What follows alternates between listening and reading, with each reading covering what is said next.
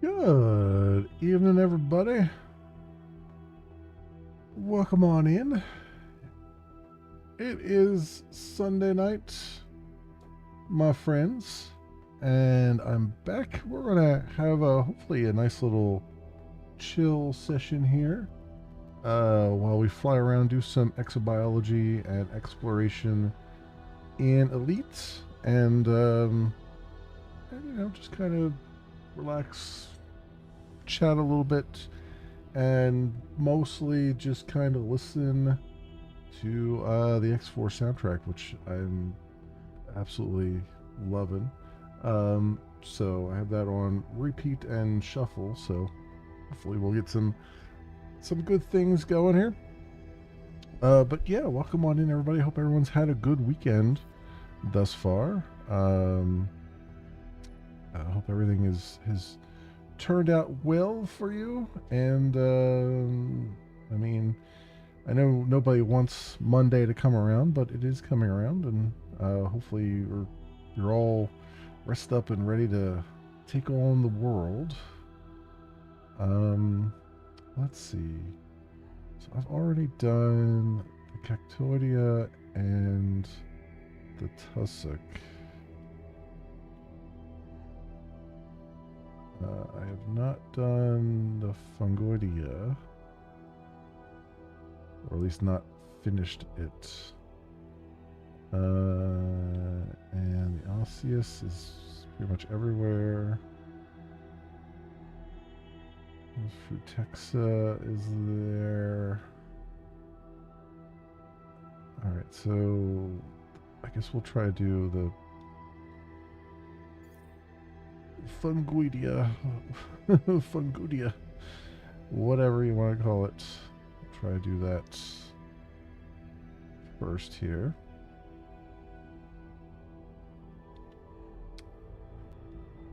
I basically was just trying to reposition. Oh, this is not good. This is not good. Really? God damn it. So I got some new I got some new here it is. Left.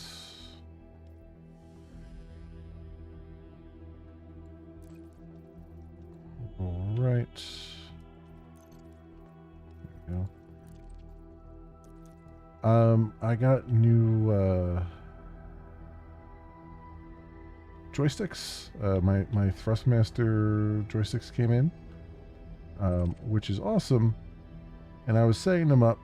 Well, I set one up, and then I was trying to figure out how to like kind of maneuver it so I could have both of them. But I have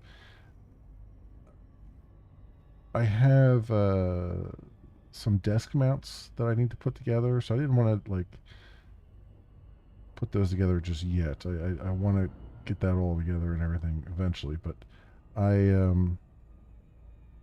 decided to hold off on that a little bit. But I was testing out to make sure they would actually work with the on Linux here, and they do. It looks like at least one of them does. I will have to see if the second one also works fine. Um, the pain in the neck is that I have to set up the whole profile in for them in Elite Dangerous, and when they're not plugged in, it does revert back to mouse and keyboard, but doesn't remember the mouse and keyboard settings, which is really annoying. So I'm having to reset some things. Orbital flight engaged. And yeah, it's just little stuff like that. Like it just I don't know. There's probably a way to do it where I can like load in a profile, or like keep one profile separate from the others. I mean, there's alternate flight control section and stuff like that. I didn't really look too deeply into it. I was just kind of getting things working. Um, So I have a few things I've had to remap again.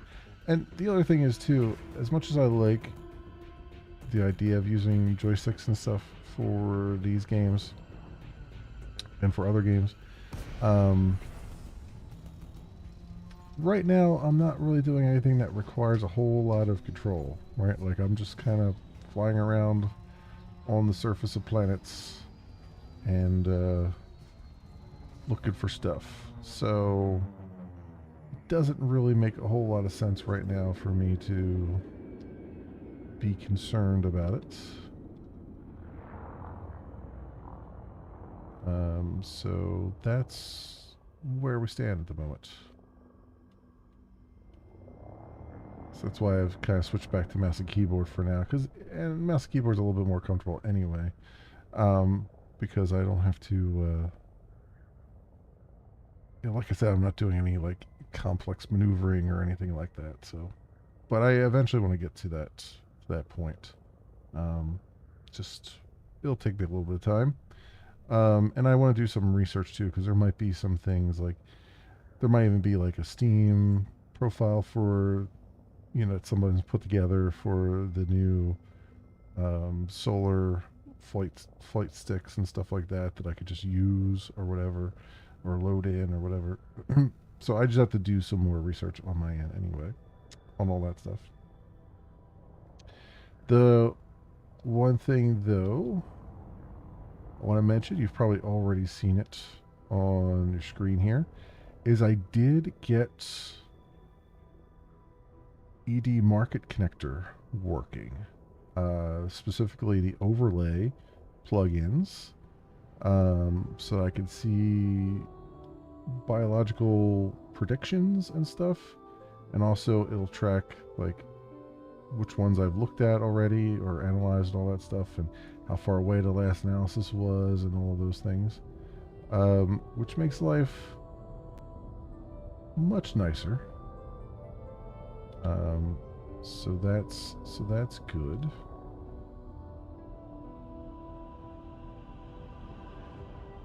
So that's what you're seeing on your screen right now. I still have to kind of find a good position for it on the screen, because you see it does cover some things depending on what screen I'm on, but for right now it's been working out okay. God damn it. Stay still.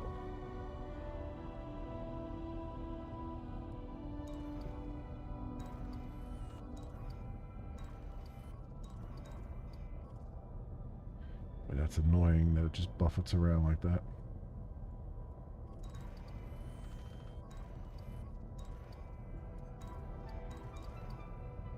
Come on. Come on. Jesus Christ.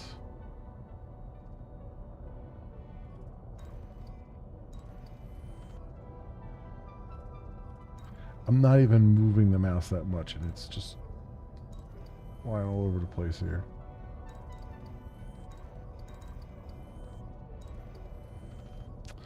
God damn it. Come on, I'm getting right to the end here, and it's doing this crap to me.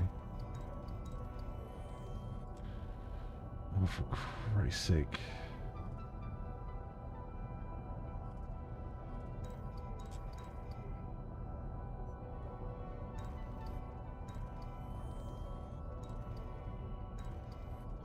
Why does it keep moving? I'm not even touching anything, and it just keeps moving around, and it's driving me up a freaking wall here. Okay, let's just get in like super close.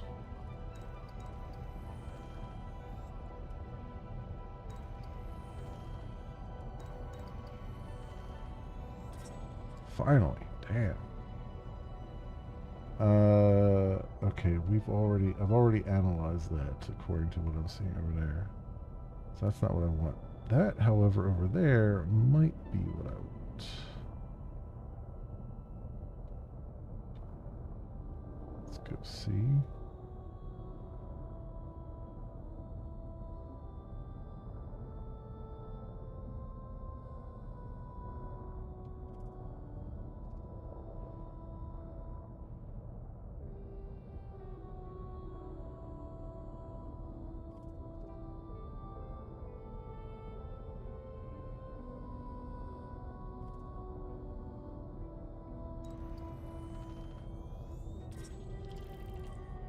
this is definitely what I want. All right. And you see it automatically saved the waypoint there when I scanned it. So what's nice is using my composition scanner, that plugin will tag everything that I tag with the composition scanner, and then it'll just give me waypoints to the nearest ones. It'll save them and it'll always show me the one that's nearest based on the ones that I've tagged, not the ones that it knows about. I could then disembark once in theory and then go and grab all of them, but we'll just keep doing them one at a time here, because I'm not sure that actually saves me any time by tagging them and then disembarking, but it may or may not. I guess it depends on how close they are to one another, which these so far have not been all that close. So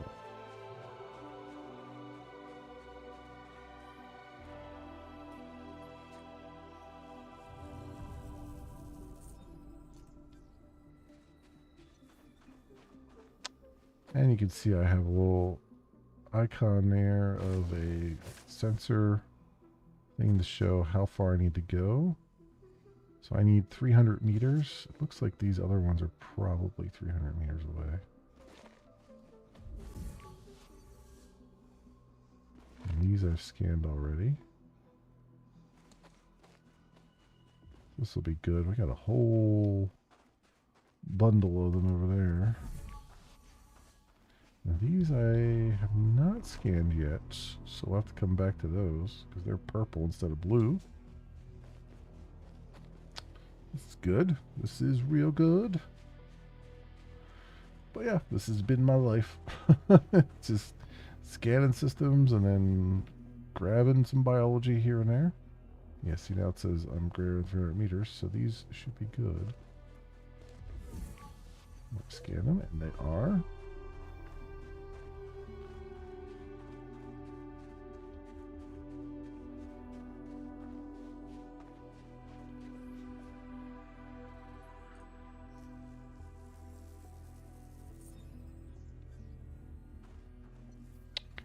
One more group around here somewhere.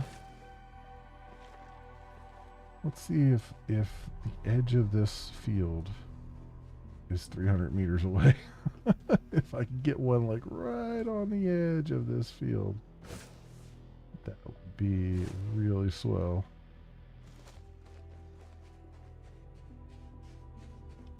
Also, we got more of these guys in the middle of it also.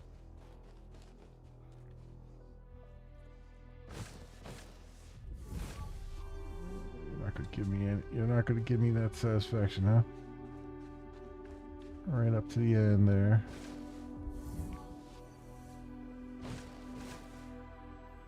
Meters. Watch this last group be like not anywhere near this area. There's some more there of that.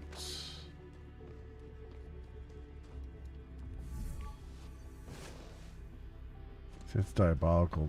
They're in with the other ones here. So I would never know, had I not done that scan, I wouldn't have realized that those were two different species there.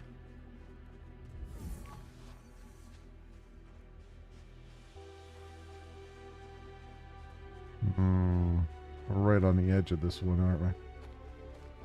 Alright, well, let's see if we can load in some more here. Perhaps there will be... I just need like one. Just need like one stalk like over here somewhere. Just be one lonely stalk.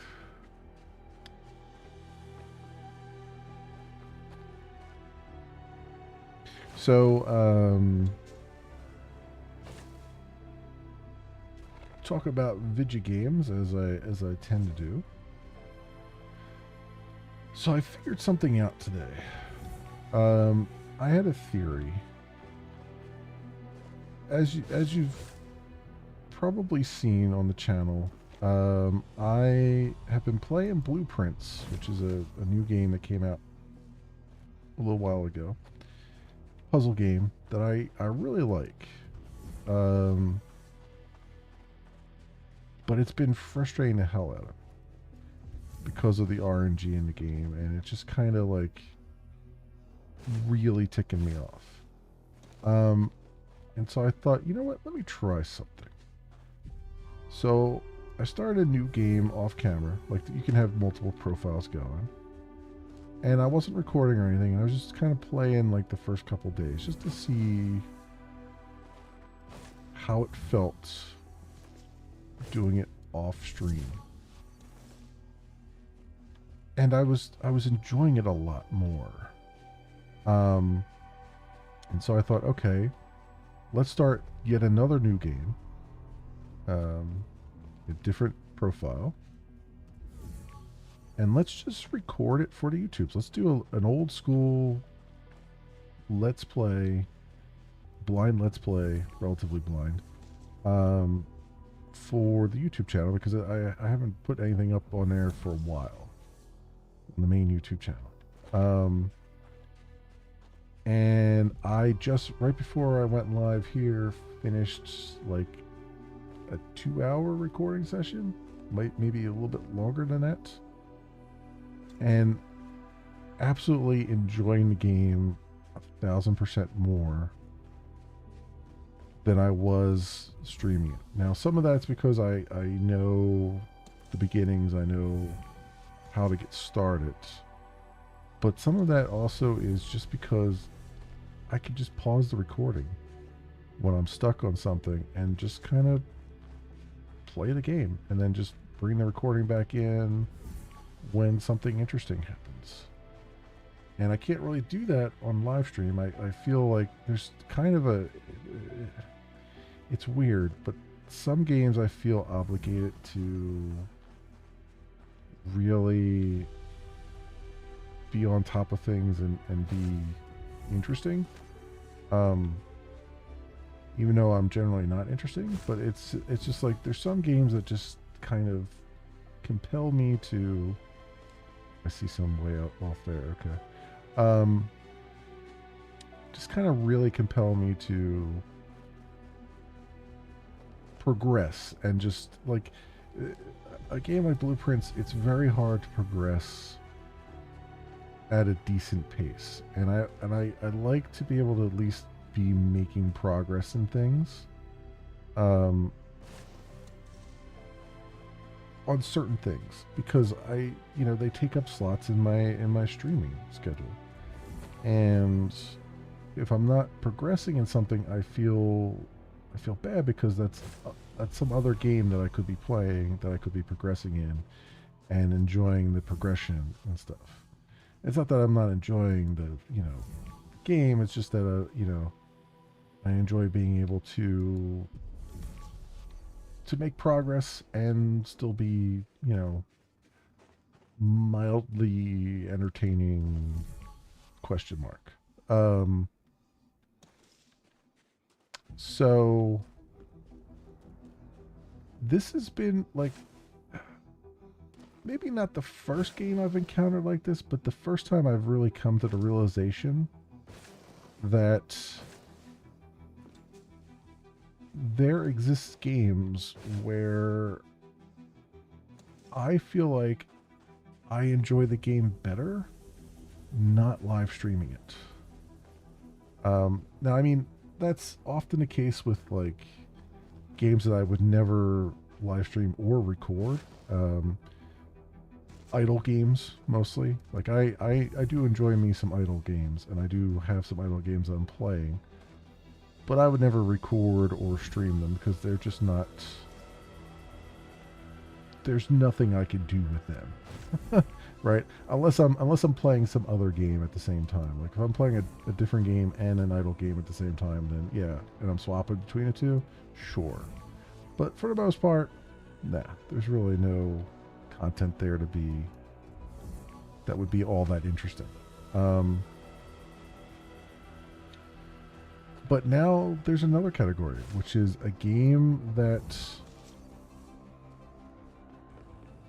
I just simply enjoy more when I don't have to, when I don't have the kind of pressure of making progress, right? Like I can just, I'm not wasting hard drive space by recording stuff that isn't useful.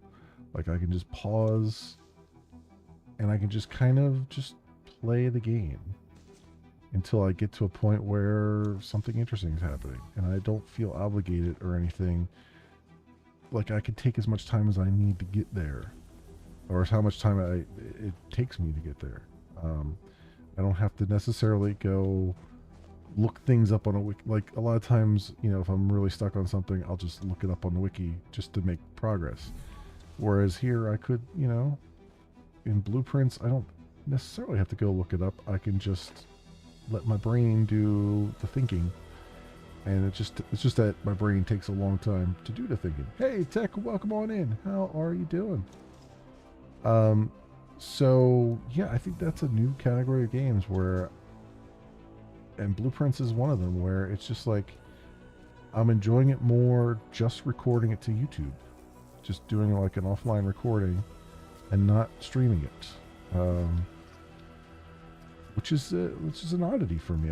That this is like the first one that I've encountered like that. So I think that's what I'm going to do going forward with that. With that particular game is I'm just gonna make a YouTube Let's Play out of it, old school YouTube Let's Play on the main channel. And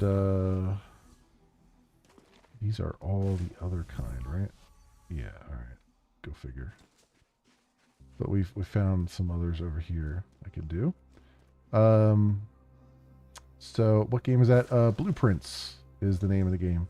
It's a puzzle game. It's an interesting puzzle game because it's a there's RNG. There's a lot of RNG involved, but you basically have it's a roguelike.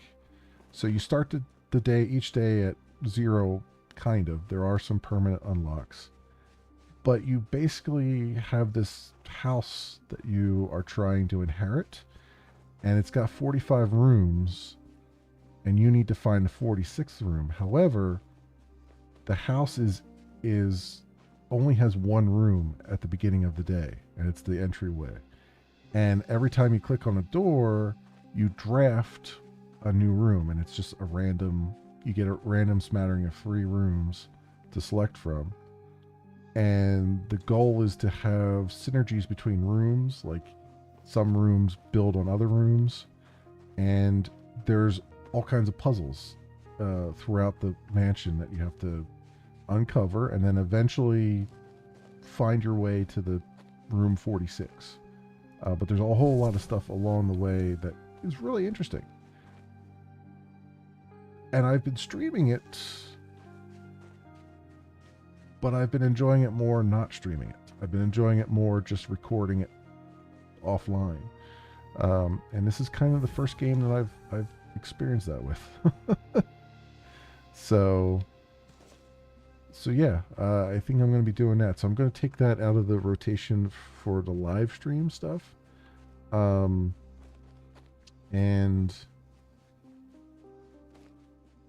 just put a different game in there. I mean, we've got Claire Obscure Expedition 33, I think, coming out this week. I assume it's Thursday, but I have to look it up. I don't remember. So I kind of want to look at that.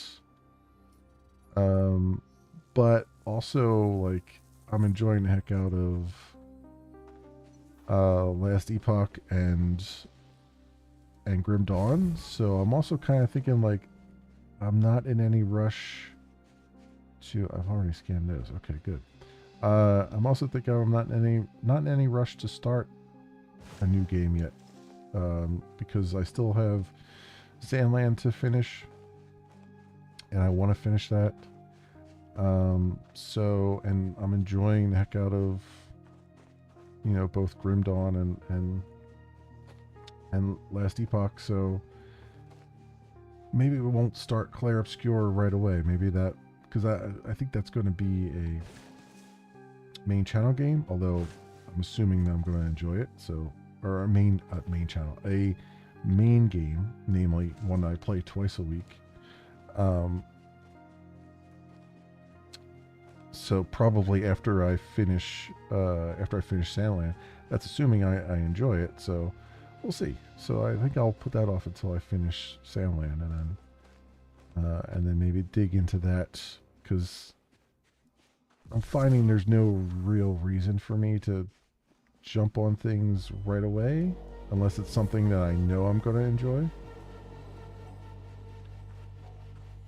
Yeah, you're still so sick. Oh, I'm sorry, dude. That's yeah, I that is ran a temperature all last week at work. Still coughing bad. Oof. Yeah, I get I don't know if you get this or not, but I get the, like, when the seasons change, I tend to get something. And it's not, sometimes it's between winter and summer, sometimes it's between fall and winter. I get it. It's just, it doesn't seem to have a rhyme or reason to it. It's just every so often with a seasonal change, I usually get something.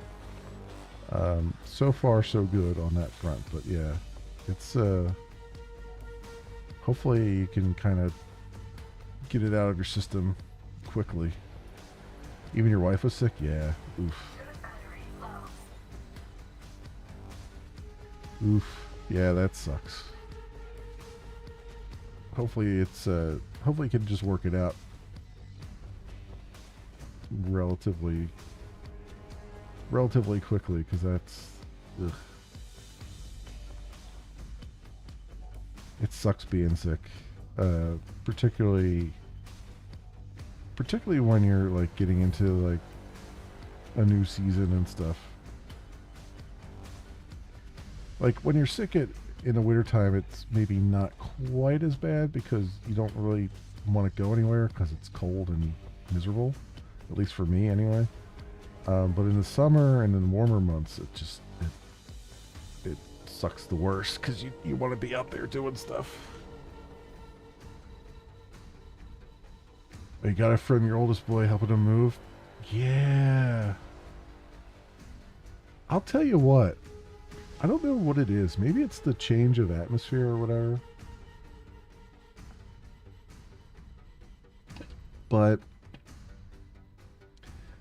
whenever I've helped someone move into a new house, or even when I moved into this house, without fail, got sick right afterwards. I don't know if it's just the new place, or if it's just, I mean, I'm not usually around people that often, so, it could just be me being the effect of me being a hermit too. But, like, yeah, that he got sick through his work. I gotcha.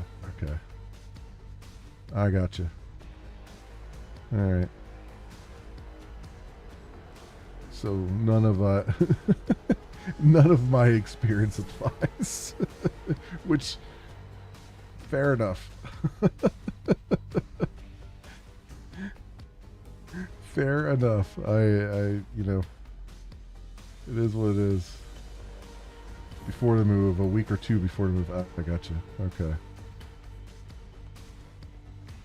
So he was the petri dish.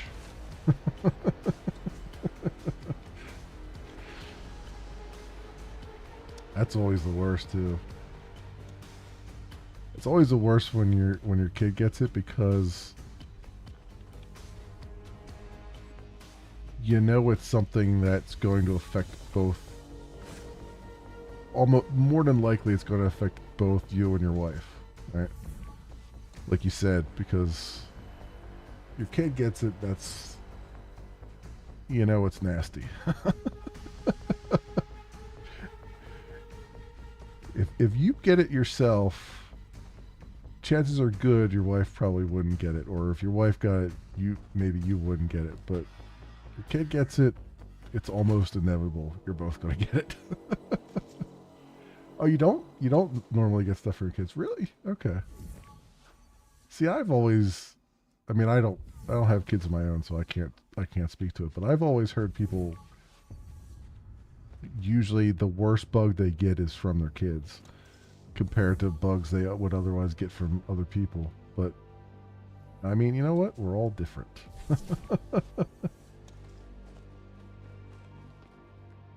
Think it's a C thing, new strain. Oh, okay. Yeah, I get you. I get what you're putting down.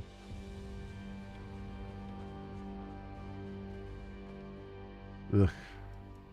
That's just, well, hopefully everything, like I said, hopefully everything works its way out sooner rather than later. I know you've been dealing with it for an entire week, which just in and of itself sucks. It's bad enough if it's bad enough for like 1 or 2 days, but for an entire week, it's just ugh. You just want it to be done and over with, you know?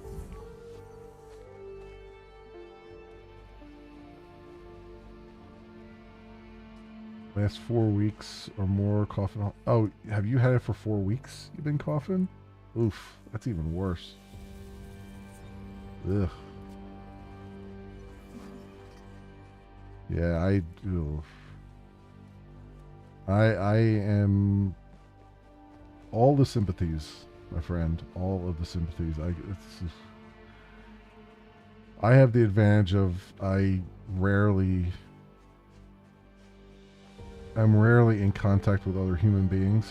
Like I work from home and stuff, so I've been very lucky in that if I get sick, it's pretty minor and or rare. You know? I just have other problems. I have I have I have physical swelling problems, which apparently I have all the tools to fix, according to my latest doctor appointment. So just gotta do it. Just gotta do it.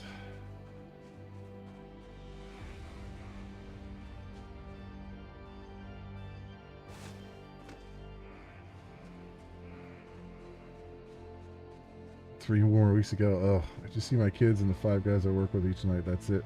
Stop and get fuel, pay at the pump, and come home and game or sleep. Okay. Yeah. Yeah. Yeah.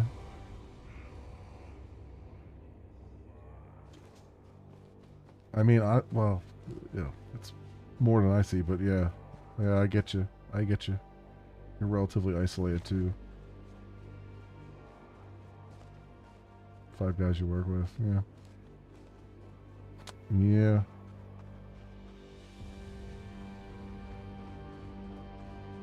Oh well, hopefully everything, hopefully you can resolve it without having to go through the full 4 weeks, because that just sounds like pure torture at that point, you know. Your wife does the shopping, you know, she sees more people than you do. Yeah, one of the nice things that came out, if you can call it that, that came out of the whole pandemic thing was that supermarkets started really pushing their shop online and go pick it up or have it delivered thing. So I've been taking full advantage of that. I got so tired of like waiting in line and stuff at the supermarket. And I was like, you know what? I'm gonna order online and then go pick it up. And I've been doing that. And let me tell you, it's awesome. Because like, I mean, there's parts of it that a lot of people wouldn't like the substitutions and stuff, but you can tell them not to substitute anything. It does mean that there's a lot of stuff that you just won't, they'll just be out of stock, and you'll have to just go yourself and go pick up like 3 or 4 things on your own, but I much prefer that because I can just go through the express checkout than to like do the full shopping run. You can't live too far away from people or city life. Can't even get a pizza here. No one close enough. Yeah. Ugh. Yeah, you're out in the sticks. Yeah, I mean, I that was the one thing that I like about where I live is that I'm in an area where I have major highways pretty much everywhere, so I can jump on a highway and just get to wherever I need to be. And I have a lot of stuff around me. Like you know, I'm not, I'm suburbs, right? So I'm not way out there. So there's tons of stuff around me. Um, and then anything that's not around me, I could just hop on a highway and get there in a reasonable amount of time. So, um, I love this area just for that because I can just kind of I don't have to fuss. I can just go and get what I need. Or in the case of what I've been doing, just like order stuff online and then just go and pick it up real fast, you know. Um, or DoorDash, which I've been partaking in probably a little too much, but you know, it is what it is. It's all that stuff just I'm definitely paying a premium for those things. I mean, the grocery shopping is not bad. I mean, they're supposed to charge you like they charge you like I think $5 or something is what they're supposed to charge you for the service fee, but they've been waiving the service fee and they're only charging me for the paper bags, which is like I think it was like 50 cents, 30 cents a bag, something like that. I forget. Maybe it's $1. I don't know. It's so small compared to the actual food price that it it doesn't bother me all that much.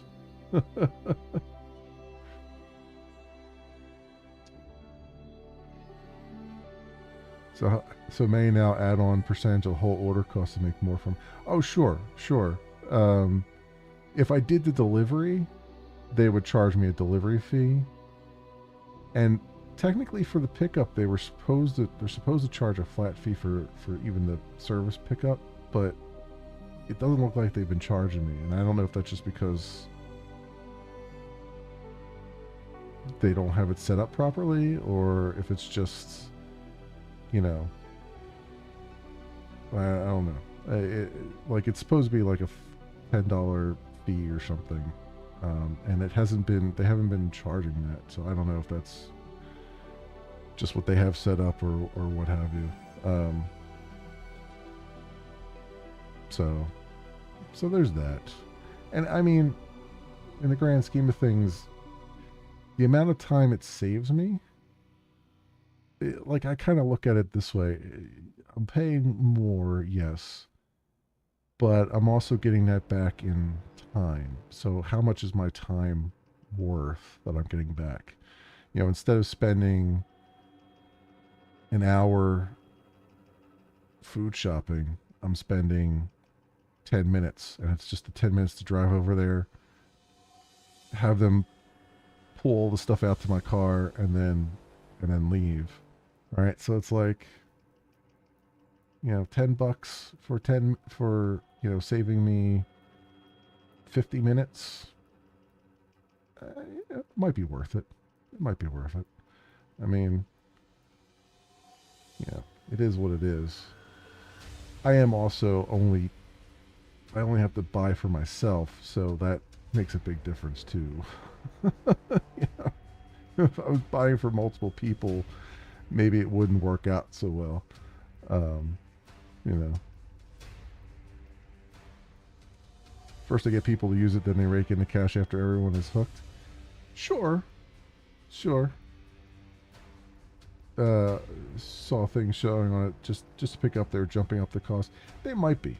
They very well might be. They might be jacking up the cost of each of the individual items. Um, but again, and like I said, I'm only buying for myself. So even if they are increasing the price of the items, it's kind of a wash just for me. Because things were going up anyway. Just in general, even before I was doing the delivery stuff, things were going up anyway. So I was like, maybe it's kind of a wash. If I had more mouths to feed, then it would be different. Probably, I'd probably have to. It would probably be too expensive at that point. So it's, it's a hard one. It's a hard one because there's definitely some profiteering that can be happening there that I'm not aware of. um,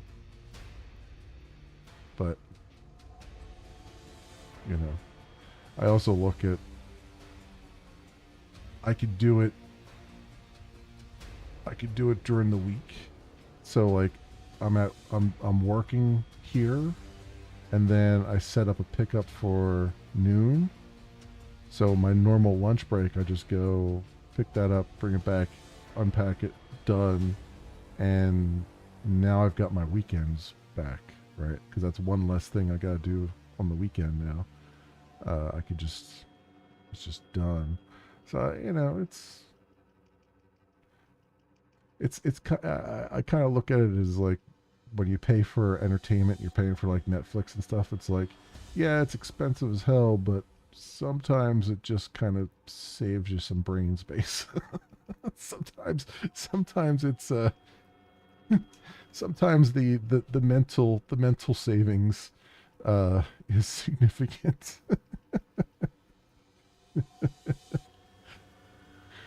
At least for someone like me who generally doesn't do well with others, so, or I should say, doesn't do well in crowds. I guess with strangers. I still gotta find this freaking bacteria and this Osseous fractus. What does that look like?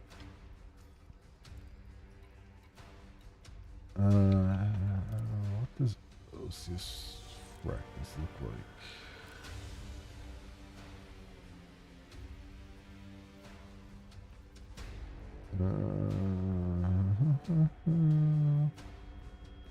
Oh, it looks like that, huh?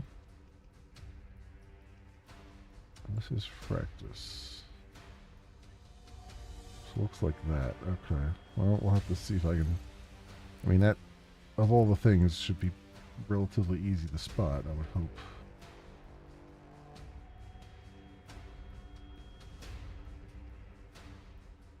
I just wish they would get some of the newer movies on them without charging.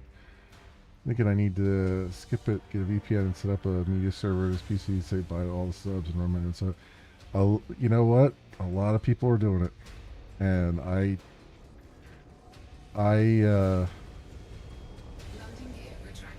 am completely in your court with that, because it's yeah. It's the amount of money they're particularly Netflix, right? Like, and Hulu too. Let's clump both of those in there. Netflix and Hulu. Hulu's always been a pain in the ass when it comes to ads. Like, ad-free tiers are not quite ad-free. Netflix, there's not a goddamn thing to watch on Netflix. Like, it used to be really good, and then they just said, you know what, we're going to charge you more and then take away all the stuff that was actually halfway decent. And oh, by the way, all those series that you like to watch, yeah, we're not going to renew them. You know, it's like, the hell are you paying for at that point? Um, so I totally get that, and I'm totally in the camp of anybody who wants to, you know, sail the seven seas when it comes to that stuff. When it comes to Netflix and Hulu, um, and you know some of the other ones too. Like the only reason I have, the hell is it called now? Is it still Paramount Plus or is it something else now? The only reason I have Paramount Plus is because of Star Trek, and the only good Star Trek that I've had recently is Lower Decks um, and New Worlds, and even those are have their good days and their bad days. So yeah, it's, and I almost never watch anything on cable. I can't remember the last thing I've watched on cable, especially with all the ads and stuff. I'm so used to streaming now where I don't have to deal with ads every 5 minutes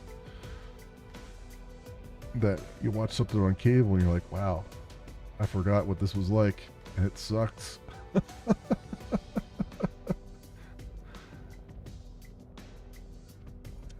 And Amazon Prime, yeah, Amazon Prime is very hit or miss. Like there's some, like I like it for, I'd like it for older series. Like I could buy older series and have them permanently and not worry about, well, I guess as permanently as you can have them, and not worry about them going away on me. Like for instance, like Babylon 5 and stuff like that. There's not that many that I would need to buy or would want to buy. And they have some good stuff, but it is pretty hit or miss. As with most of them. Like as to what you're gonna get.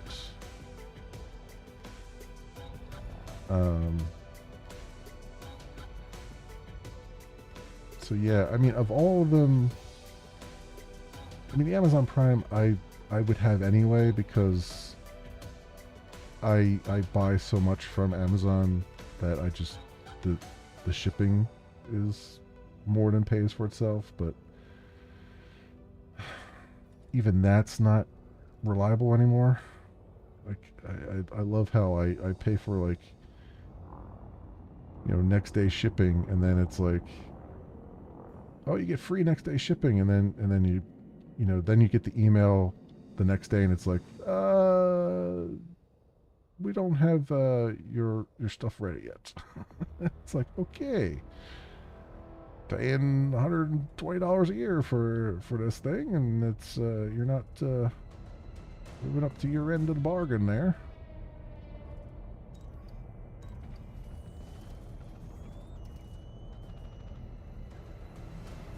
And it's not like I'm in a difficult area to deliver to. There's nothing but, you got a FedEx hub down the street. You've got a UPS hub a couple miles away. You know what I mean? It's like, it's not like we're in a difficult area to get to.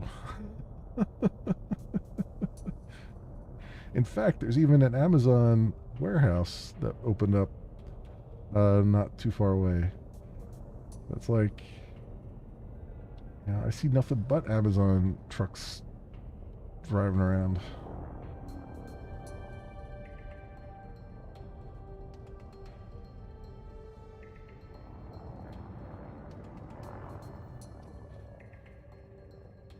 But I don't know. That's, what are you gonna do? I really shouldn't be buying as much from Amazon as I do, but the convenience is just too damn convenient. And it's become much more difficult to find the obscure stuff that you need sometimes. Like the Sears Parts Center, when that was a thing for many, many years, that was so great because you could find any part you needed for any kind of appliance or anything else, and it was right there and you had it. And then that all went to absolute shit. And I don't know that anyone has picked up that mantle. Maybe someone has and I haven't found them yet, but if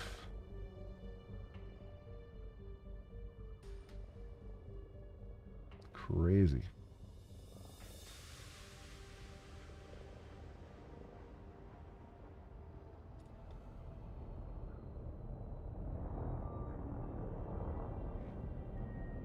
Those look like the other ones.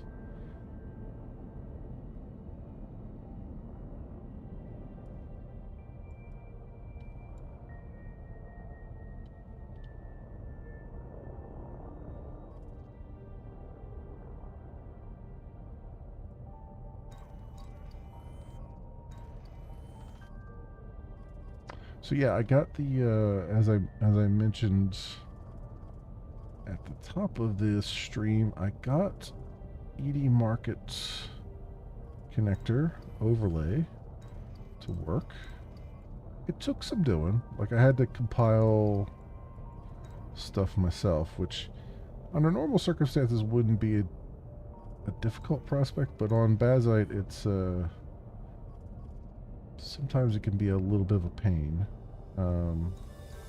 They are apparently working on that with, they have like a developer thing that they're doing now, or will be doing soon.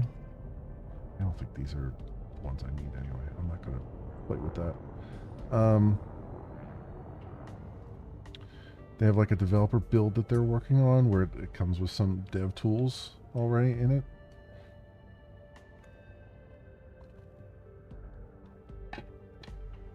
So that'll make things hopefully slightly easier. But yeah, there was a library that it's the, I forget what library it is now, but there's a library that does the actual overlay that is outdated on most distributions, like Fedora. Even Fedora 482 has like an old version, like 103 or 104 of it. And I needed to compile the 1.1 version. Apparently, the only, based on what I saw on their GitHub, the only distributions that have the latest were Arch Linux. So, which tracks given how Arch Linux works. But I was able to get that compiled and stuff, and then luckily it compiled it to user local lib, so that when I updated Bazite to the latest Bazite, which does Fedora 42, which just came out the latest Bazite just came out like a week or two ago. It did not blow away the compiled thing, compiled library, so that made life a lot easier for me.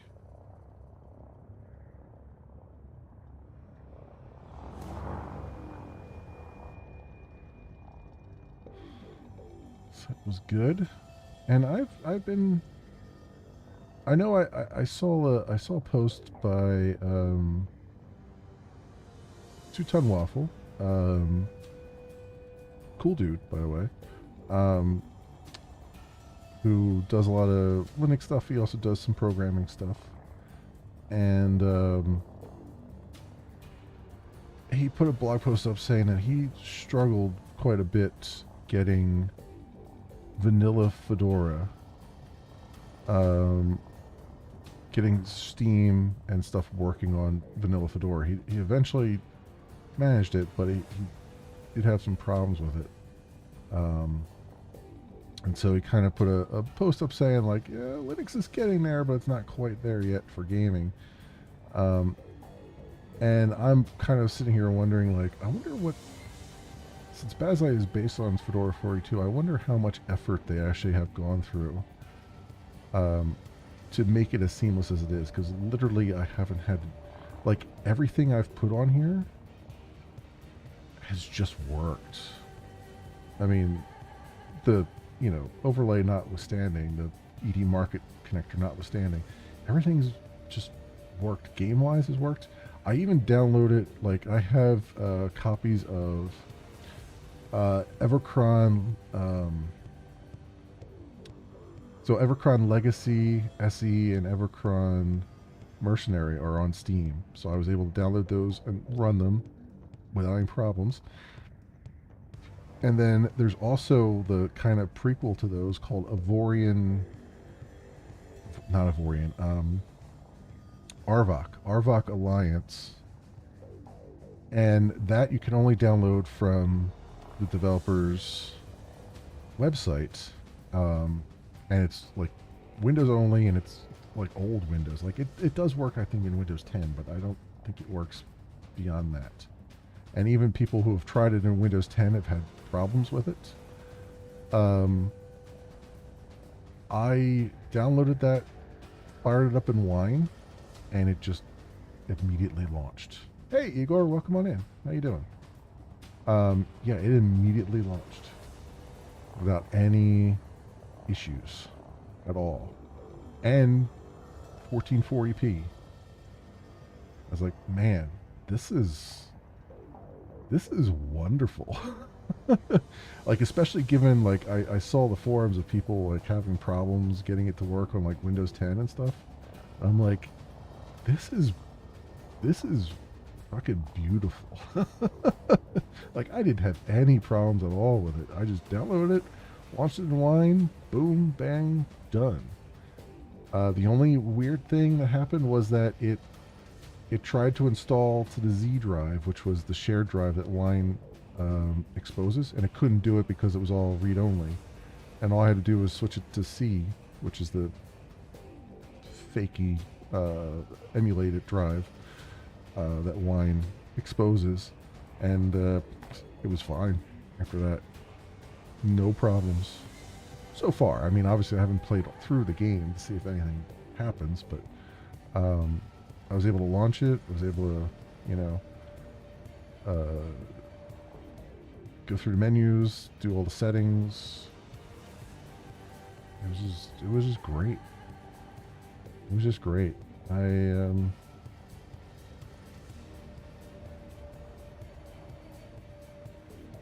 trying to figure out a way. Well, right now I've been focusing. The games I've been running on Linux have been games that are ones that I know are going to exist on the hard drive for a long time. Things that are just going to be, that are long running games like Elite Dangerous, and things that don't really have an ending per se. But I don't intend on that always being the case. Like, I do want to at some point make it my sort of almost entirely have everything, all my games running on Linux. Yeah, that's not the one I need. We're gonna have to go back into orbit, I think, and find this stuff. That's what's gonna have to happen here.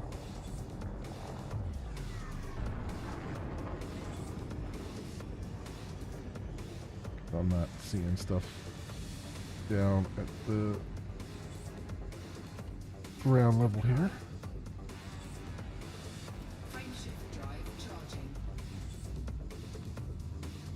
4, 3, 2, 1, engage. We might skip the bacteria though, because man, has the bacteria stuff been a real pain in the ass with the last couple planets, where it just is completely invisible, damn near on the surface. What I wouldn't give for like just a freaking, like in the composite scanner, just like being able to ping, just to have it ping the ground like your handheld scanner does, just to see the things. Because man, it's crazy and annoying. It really is. So I've been kind of like, maybe we'll ignore bacteria from here and there, unless it stands out really well. Because from what I'm seeing, a lot of it is only like a million credits anyway, which is, in the grand scheme of things, not a whole lot. So what do I need here? So we need the bacteria and the osseous. So, see, that says it's everywhere, and I'm sure the bacteria is probably everywhere too, right? All right. Well, let's just reposition ourselves.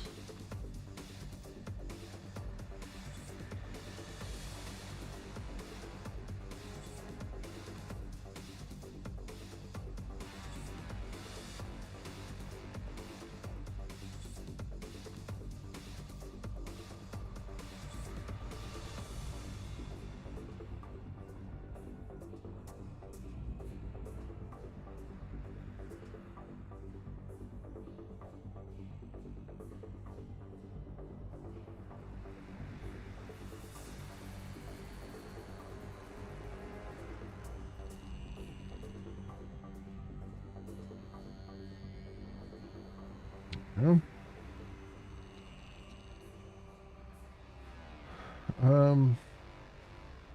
Yeah. Yeah. That's where we're at with that. Orbital flight But engaged. as I was alluding to, I'm trying to think if there's a way. See, I have the thought of having like some kind of series. It wouldn't be like a regular series, but it would be like something I do from time to time, where we show games running, like I show games running in Linux, and if I had to do anything special for them, which more often than not I don't have to, or stuff like that. But given that I am not by any stretch of the imagination an expert in Linux, and never have been, I kind of don't feel comfortable doing it. So I don't know what the answer to that might be just don't. just plunge forward and put Linux in the title of things, and if when people ask questions, just try your best to answer them. But yeah, because again, I'm not really doing. I mean, I'm using Basilite, which means I'm not really doing anything special for most of the stuff, right? Like if I was doing pure Linux or something, like a like a Debian install straight up, or Fedora install straight up, or something like that, it might be a little bit different because I'm putting more effort into it. But as it is right now, I just click start and things just work. Oh, here we go. Here's some bacteria. That wasn't quite so difficult. Alright, so it does stand out, which is good to see.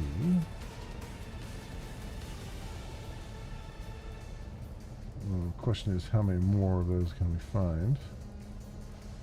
in this general area. Let's fly around and tag a few.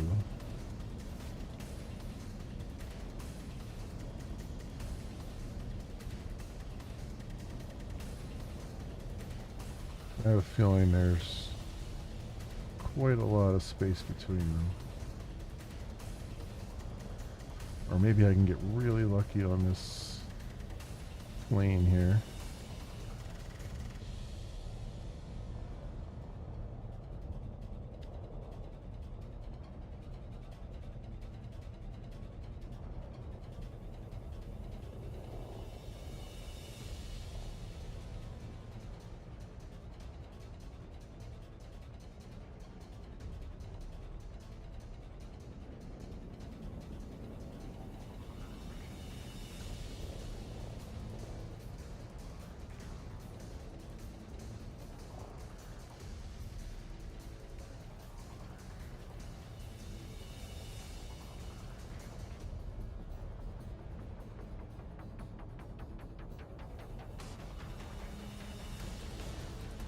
So I'm not seeing this other thing either.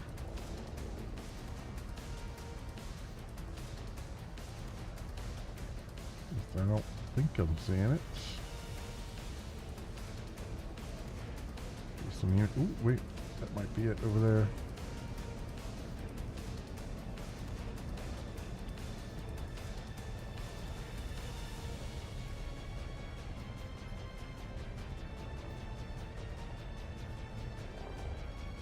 Is that, or that looks like the other stuff though.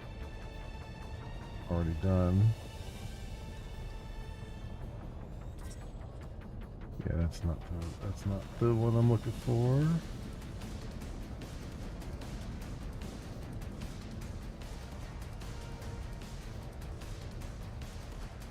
Good for this other one. Osseous, whatever it is. Whoops. Okay. That was the wrong button. Oopsie. You didn't see that. Nothing happened. Totally professional pilot here.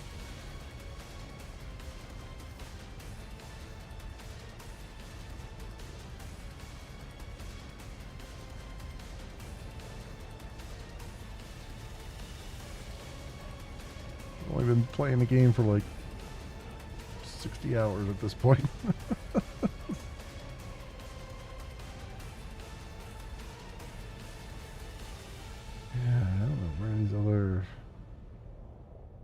Thingamajiggers are. You can say this though, that bacteria is being elusive. Found the one. Oh, here's some more.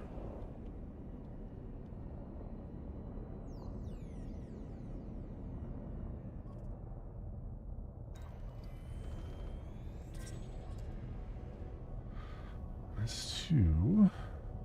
Let's follow this path here.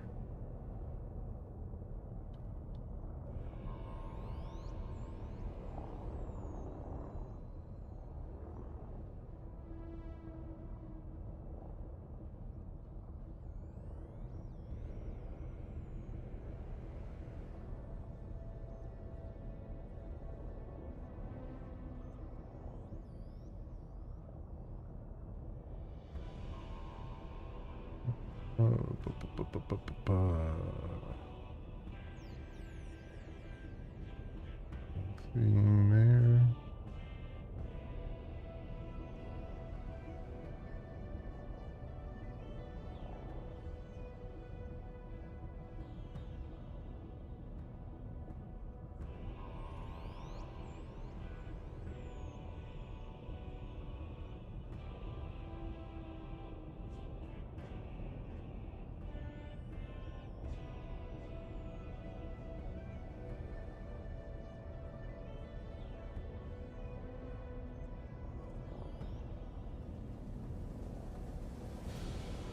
See a lot of the one, but not any of the other, unless they're all looking the same here.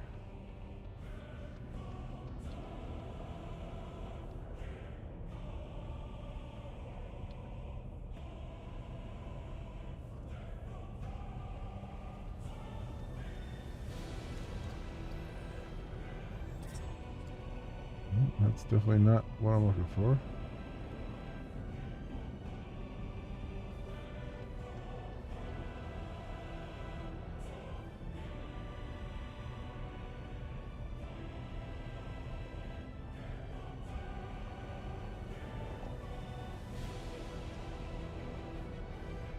I said before that it would be, I probably should have gotten an SRV and just used that, but the more I do this, the more I realize I don't think even an SRV would help out in a lot of these cases, because I'm having to travel some significant distances.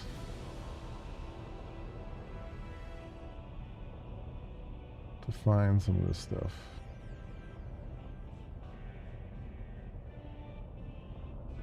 Not that I'm not going to grab an SRV as soon as I can. I am. It's just, it may not be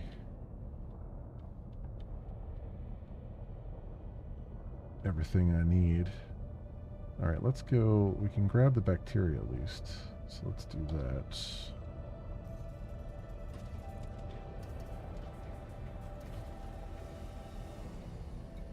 Landing gear deployed.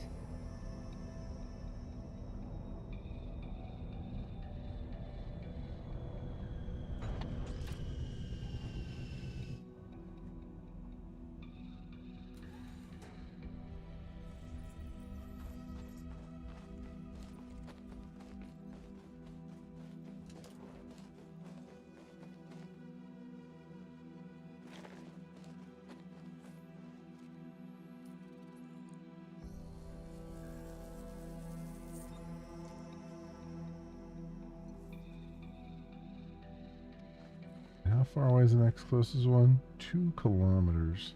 Okay. We'll go back there and grab the ones I pinged. And if we see this other thing along the way, I'll start to ping that too.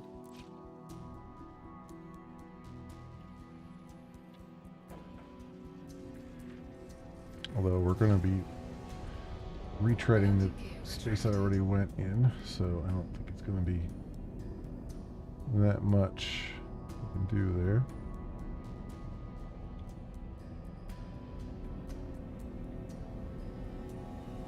Where's the... Oh, near save waypoint. There it is up there. It moved up to the top here. 171.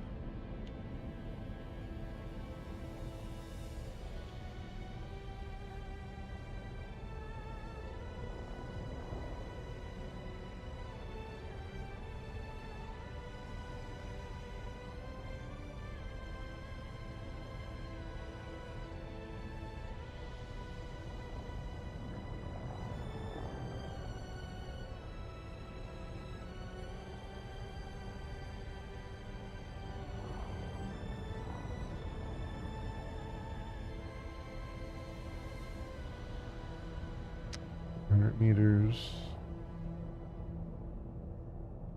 Go.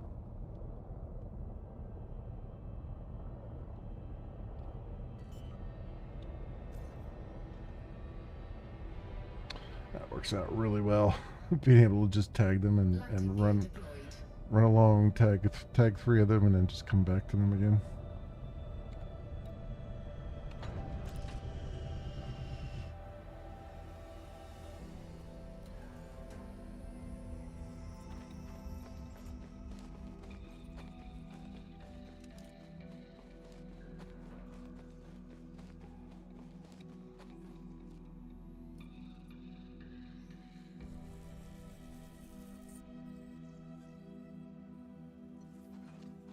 Another one is at 306,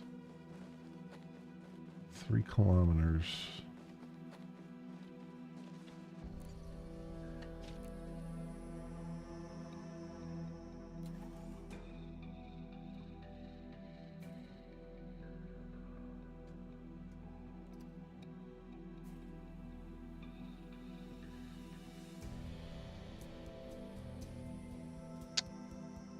And really crashed. Well, that was fun.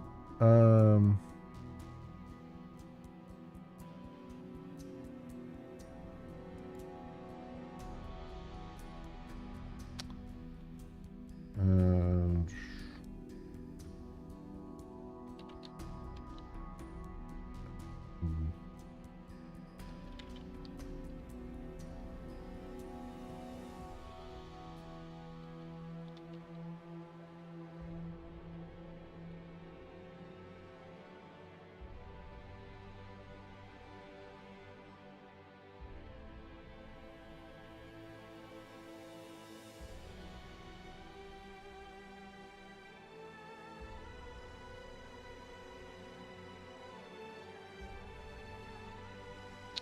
Mines? Sending a crash dump from mine? Are you sure? Never mind. Never mind.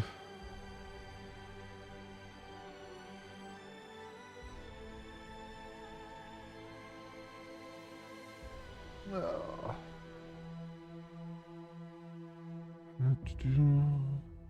Alright.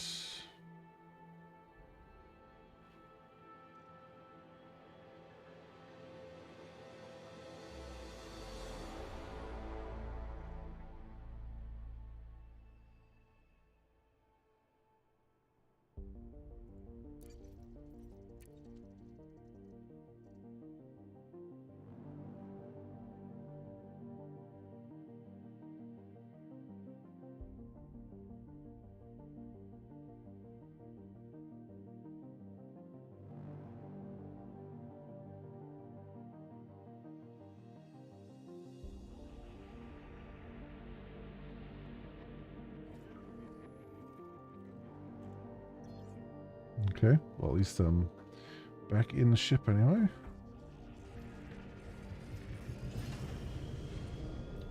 Landing gear retracted.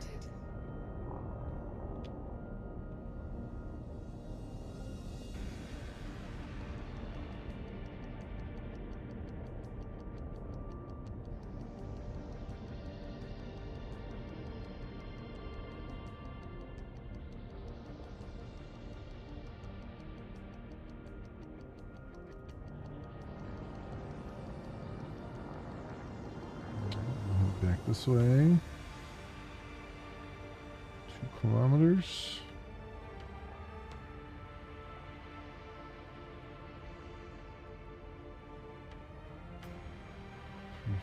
$354. 43 degrees. Oh, it's moving on me.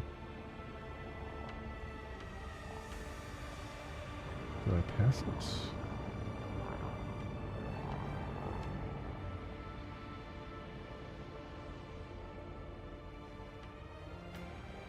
I think I passed it somehow.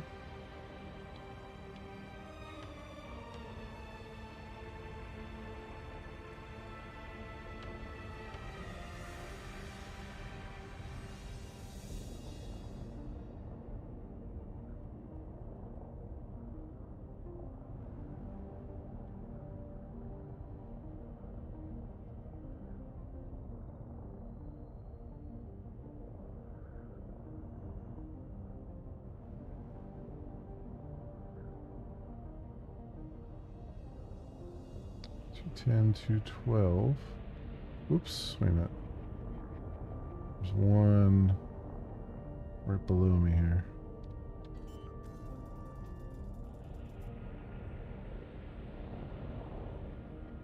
That waypoint keeps changing.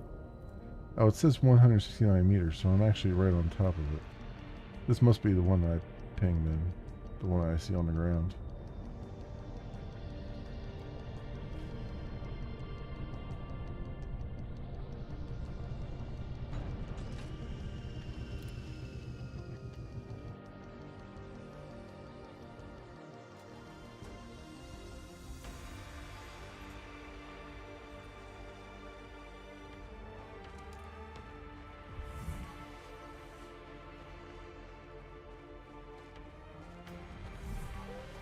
It is.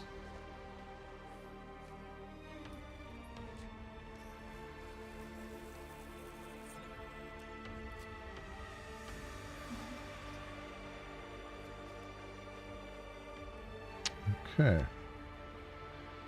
Now we just need to find this other one somewhere.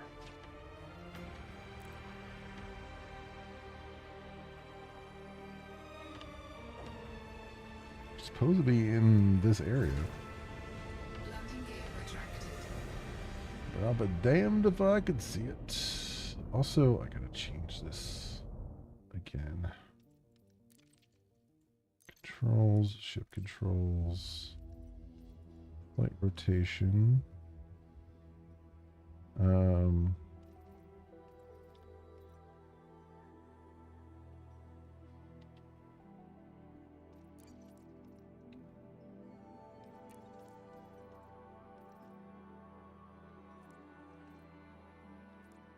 No. That's a little bit nicer. Okay.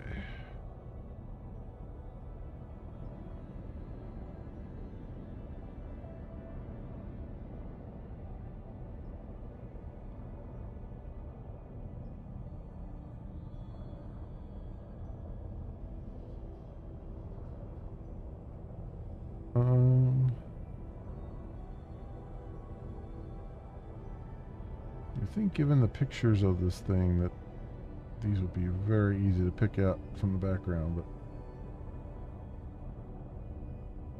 either they're not loading in or something else is going on here.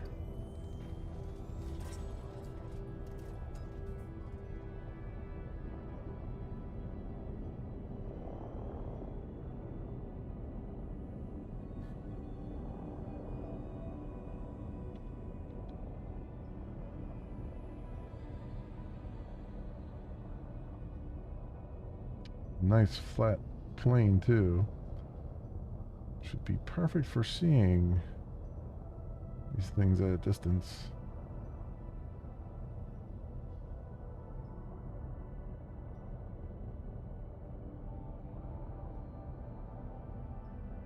Trying to go slow over it to see if maybe it's just taking a while to load in.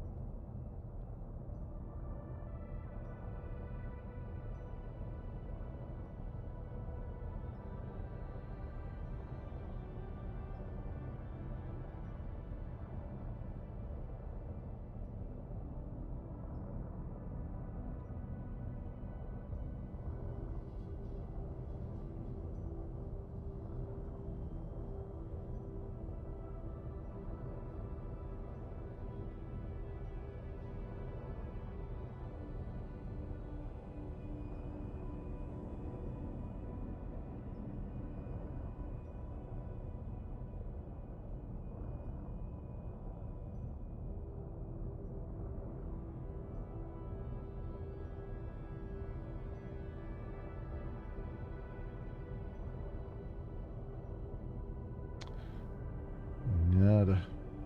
Nada. Alright. Just keep trying. Yeah, what else is going on?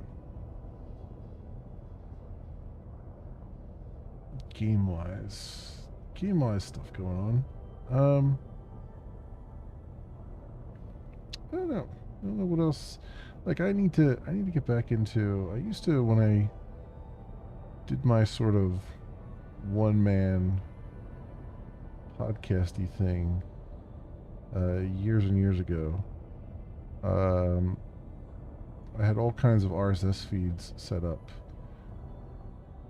for gaming stuff, and I would just pour over those right before I do my thing, do my recording.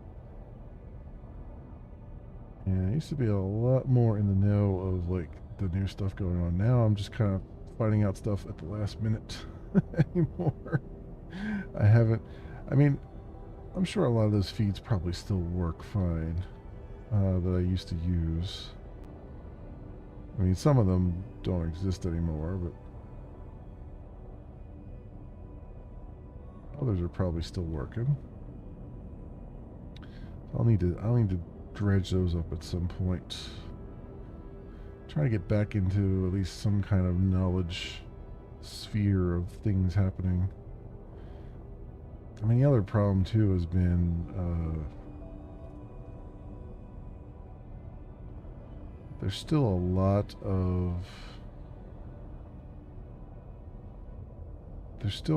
of developers on X, and X has been not great as far as like surfacing um I don't want to call it mundane stuff, but surfacing like news, like news that isn't a huge controversy, you know? It's like just like regular run of the mill news, like game releases and information on games. Even though I'm following a lot of game developers and a lot of studios and stuff, um, not getting a whole lot out of that.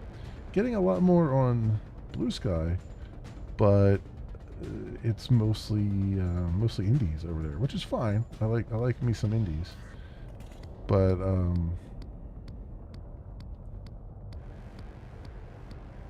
you know, there hasn't been any game necessarily yet that's over there that's kind of got me anticipating, got me waiting for it.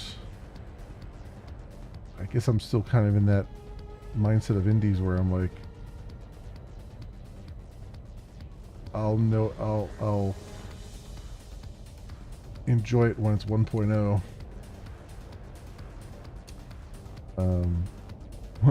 Actually, more like I'll enjoy it when it's 1.5, right? Because it'll be out for a while before I get around to. Oh, here we go! Finally, Jesus H Christ, where have you been all my life?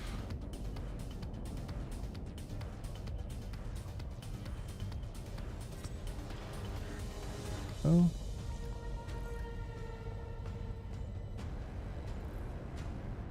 That is one, but where in the hell is the rest of them? Literally two of them in a sea of absolute garbage.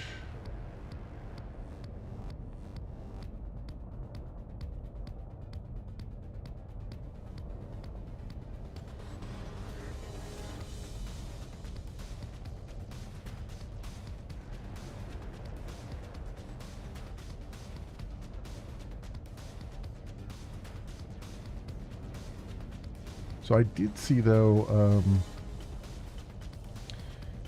I think it's been confirmed, at least pretty darn near confirmed, that we're getting an Oblivion remake, remaster, I guess, more to the point, from Bethesda. So that's a thing. I mean, obviously, I love Oblivion, so yeah. I mean, I'm gonna buy it. I'm not gonna play it right away, but definitely gonna buy it. I honestly, though, I really want to wait for Sky Oblivion. I've been every so often I pop into one of their streams because they stream on Twitch every so often, doing the art for Sky Oblivion, and I kind of just want part of me wants to just wait for that rather than play. I mean, I'm gonna buy the remaster. Obviously, I mean, it's a game that I love, so yeah. But I don't know if I'm gonna play it. I might end up waiting until Sky Oblivion comes out and playing that. You know, I'm not sure. I'm not really sure. I'm kind of torn a little bit because I've definitely had it on the roadmap to get back to and do an actual proper streams of Oblivion, or at least even videos of Oblivion. I mean, I don't think I haven't done any actual proper Let's Plays. Well, as proper as the Let's Plays are that I do anyway. Of any Elder Scrolls games, honestly. I had thought of doing Elder Scrolls 2 Daggerfall because Daggerfall Unity is really solid and good, and that's been out for a while. It's free, obviously, because Daggerfall itself is free. Um, but that's a how can I put this? There are some games that are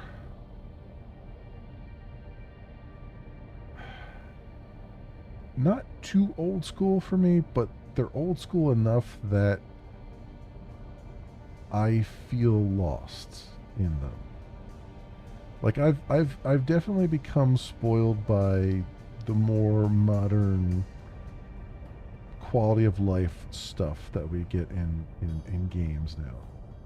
And these games, Daggerfall and stuff, they were not they were unapologetic when it came to like how you had to interact with them. And I completely understand why the devs for Daggerfall Unity wanted to keep all that and didn't want to modernize anything because they're trying to preserve the game. And kudos, absolutely kudos. I totally understand that. There's a part of me though that kind of would like to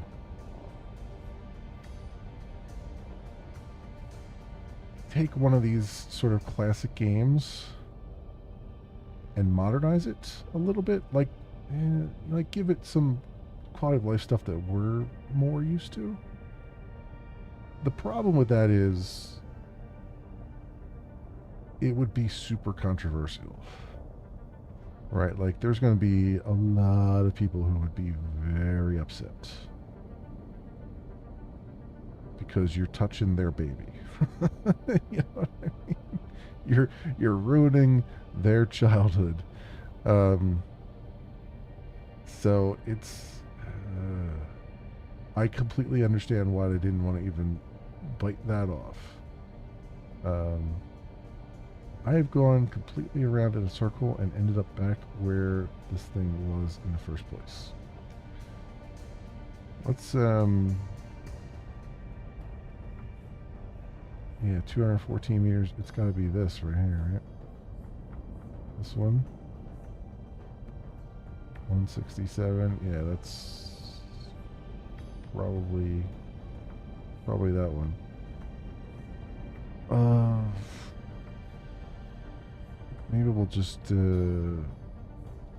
Maybe we'll just grab this one here and then fly around and try to find another one. Because I have a feeling that tagging all three of them and then coming back is not going to be as efficient as just tagging and bagging as we go.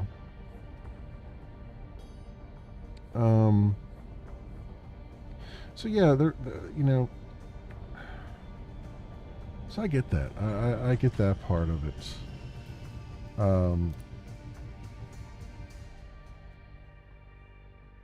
But what ends up happening with me is I need to spend some time off camera just kind of getting to know the games and getting used to them before I can even begin to really enjoy them. And I think that's the rub with me is that I'm not gonna enjoy it right away. I'm gonna have to work on enjoying it. And with so many games on my list, it's hard to just kind of sit down and be like, I'm going to set aside time and just play this game until I enjoy it, or decide that I'm not going to enjoy it, or decide that I can't enjoy it. It's not for me. Um, there's a couple of games like that that I feel like I would enjoy.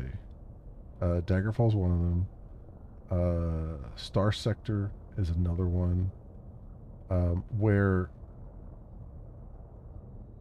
I'm pretty sure I'll enjoy the game, but I really don't think I can go in blind. Like I really feel like I need to bone up on it, play around, look at some walkthroughs, um, maybe slightly metagame it a little bit, and just kind of dick around in it in a sandbox for a little bit, and then just kind of get my feet wet and see if it sparks my brain or not. you know, see if my brain sparks enough that I feel like I can go on stream with it, or even make recorded videos of it and make progress. Because that's really my big thing is like if I get really stuck and I can't make progress on something, it feels like all the effort I put into it up to that point was for naught. Unless I'm just playing it for myself, right? Like if I'm playing it with the intent of like recording or with streaming, and I just hit a wall and I can't go any further, it feels bad. It feels really bad. Whereas if I'm playing it on my own and I just fall out of interest of it, I just uninstall it and move on, right? It's and I think that's because of that. I'm finding a lot more games, especially the older games that I want to dig into that I've heard are really good games. I'm finding a lot of them where I just kind of have to play around with them. I can't really do a blind let's play of them. I have to have some information going in. So, I mean, I wanted to. There's a couple like old school D&D games in the old gold box set stuff for DOS that I've wanted to do, but man, D&D is when you don't know what you're doing, it's daunting. Hey, Carms, welcome on in. How are you doing today? And so a lot of those old DOS gold box games, I'm like, I need to spend some actual time watching other people play on videos and looking at walkthroughs and just doing some research before I decide I'm going to like record or stream these things, because I'm not going to enjoy it otherwise unless like I'm not going to be able to do a blind playthrough of those. I'm doing good. I'm doing real good. Everything's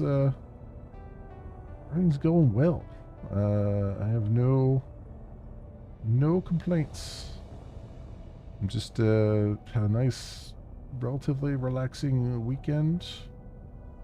Just ready to tackle the week ahead. Luckily, I've already made it a 4-day week ahead of time, so I just have to do 4 days and I'm good. So that's awesome.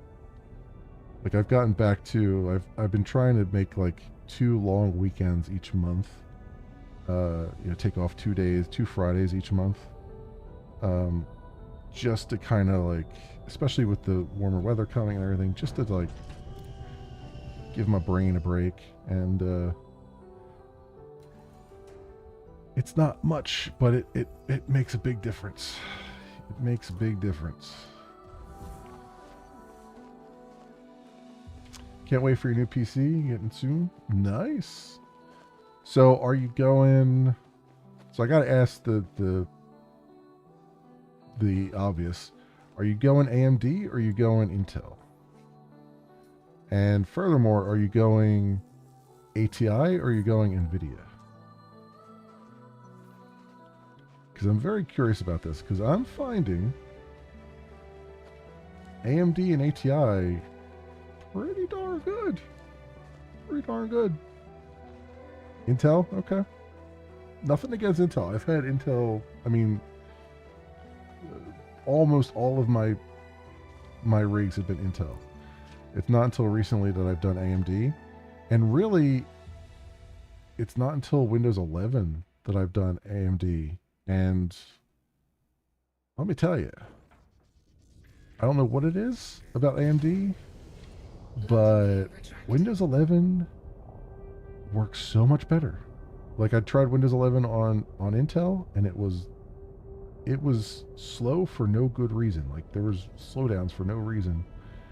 And I switched to AMD, and it has worked so much better. And it wasn't like a slouch Intel either. It was a relatively recent Intel chip too. Intel NVIDIA,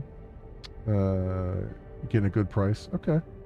Well, I mean that's also you got to think about the price too. Yeah. So you're not doing are you doing a 50 series NVIDIA, or are you going to do like an older like 40 series or 30 series?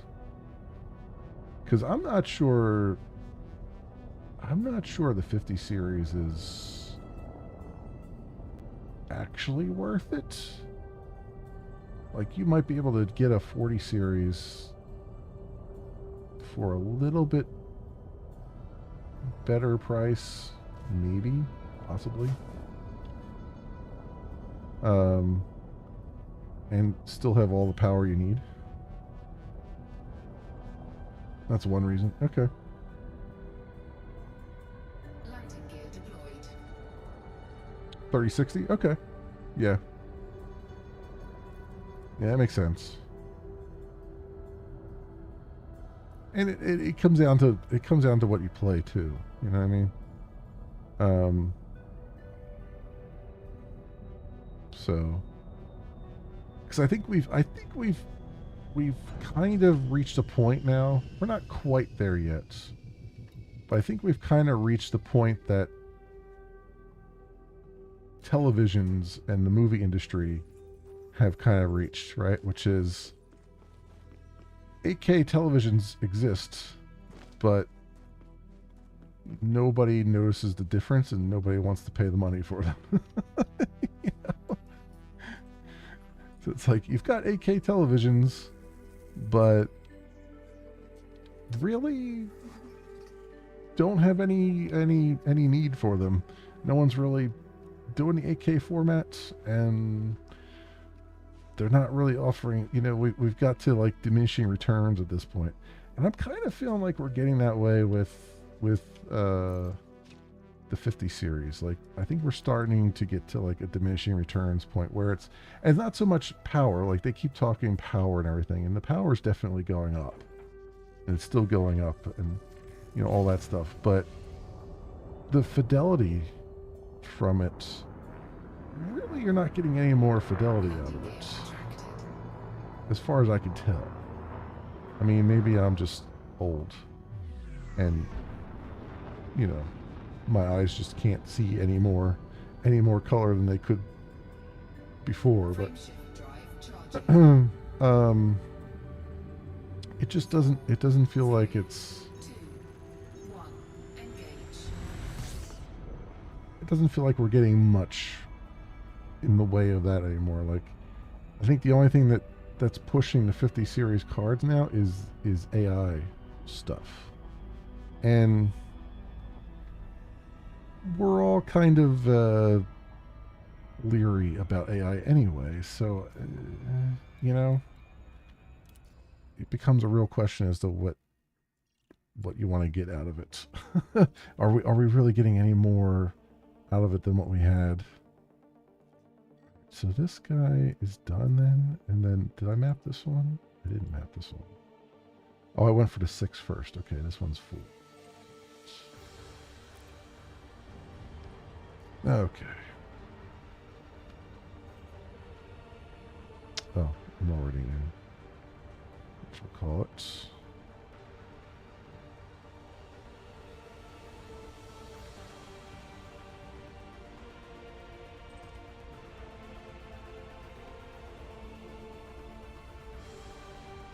That's not the one I want to go for.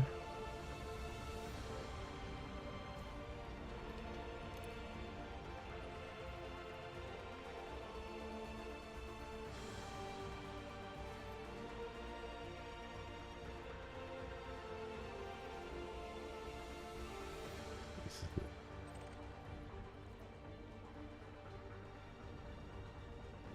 I guess it must be, it's on the other side of the gas giant? Okay.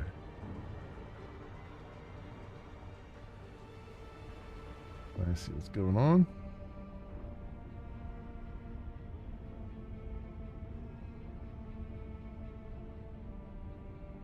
Most of the games you play will be fine. Yeah. I mean, that's the other part, too, is like, if you're not playing anything that's really benefits from the extra power, then there's no point, right? There's no point in having it.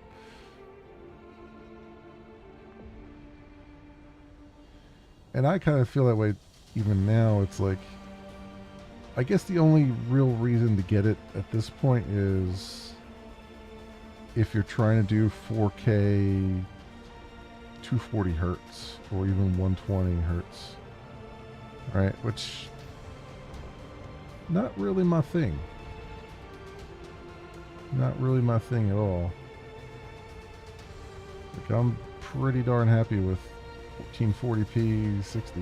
You know? So it's like, I've kind of hit that peak of diminishing returns. You can always upgrade later down the road. Yeah, you just gotta be careful that you get that the case that you get is can accommodate it. That's all, because the 40 and the 50 series are freaking huge cards, much larger than the 30 series. How many probes is this? I can't see because there's too much text over there.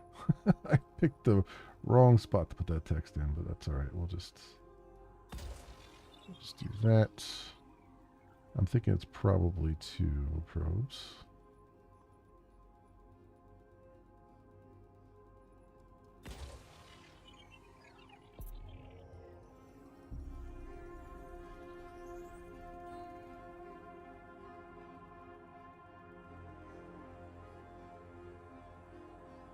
See if I get that one dead center, maybe.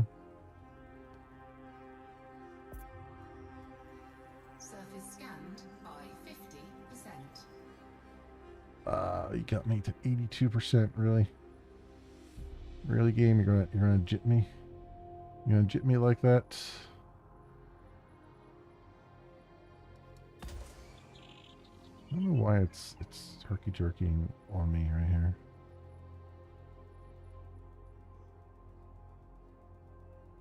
Like, it's not giving me a very smooth thing in the surface scanner.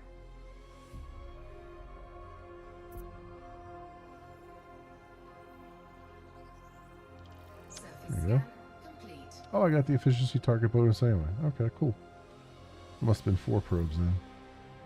Oh, I wanted to.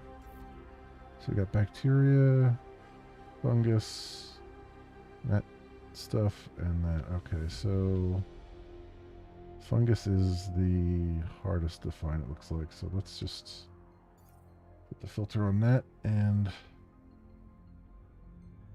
head towards the light side of the planet.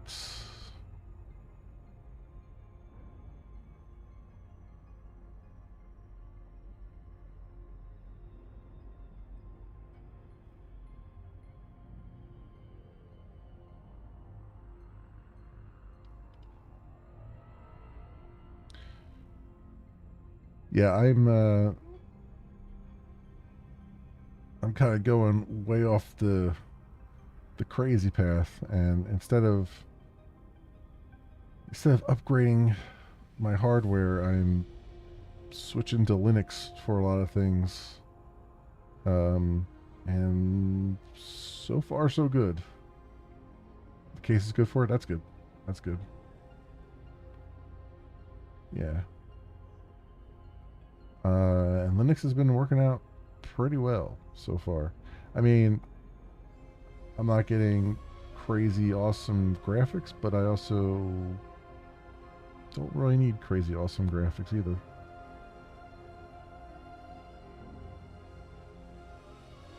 Okay. Orbital flight engaged.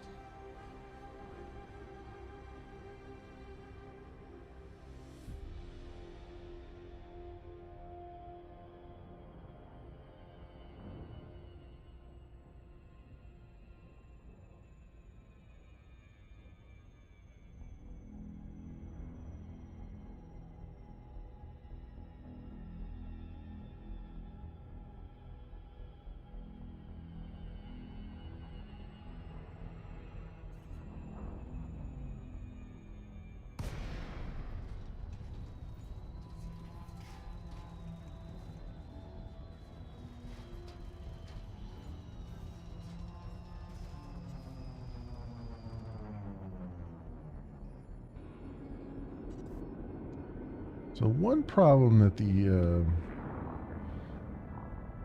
ED market overlay has is it doesn't completely clear out the things it already wrote to the screen. You can see that over there on the right where it's showing two things as analyzed because those two were on the previous planet, but really it's the top four there for this planet. And it's just because it didn't clear out the screen before it wrote the new text. So hopefully that's something. I don't have the latest version of this installed. Hopefully that's something that they've addressed in a newer version. Because that's a little bit distracting when you're like, why am I seeing stuff is already collected when I'm just landing for the first time?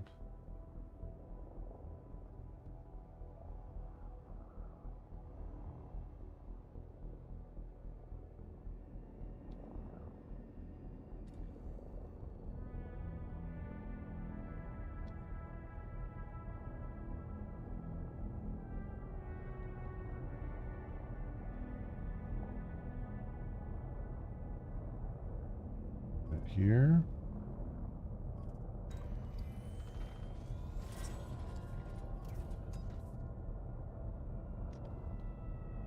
So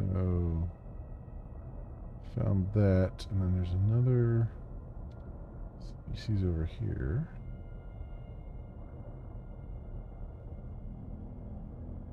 Looks different.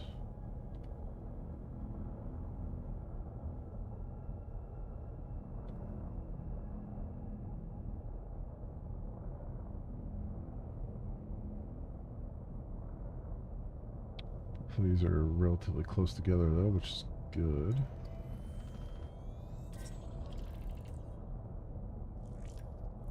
That's a brand new version of that. So yellow. So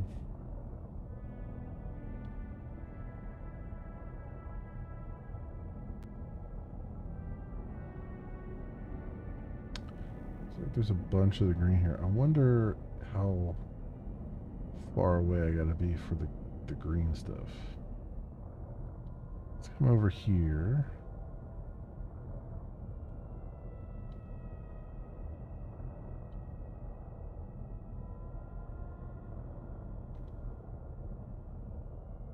I bet it's 500 meters, but let's see. Okay, Carms, go ahead and lurk. Thank you for the lurk. I appreciate it. Landing gear deployed.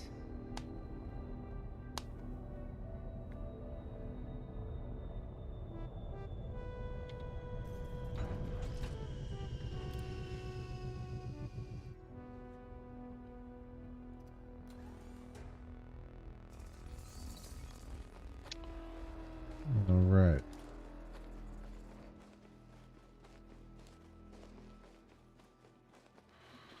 First for fall, getting a lot of those.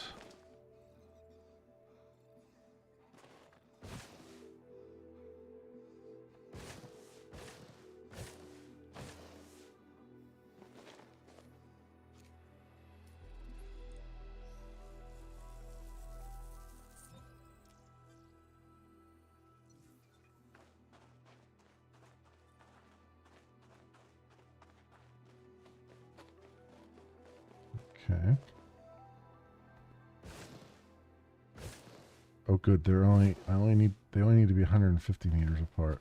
That's good. That is excellent.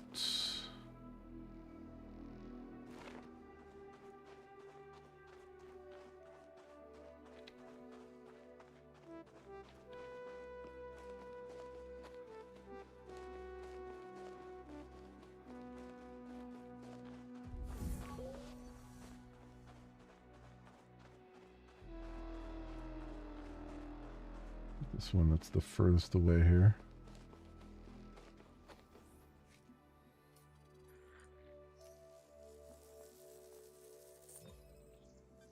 Then I've got the waypoint for the other one, which is at over here, 44. Oh, 97.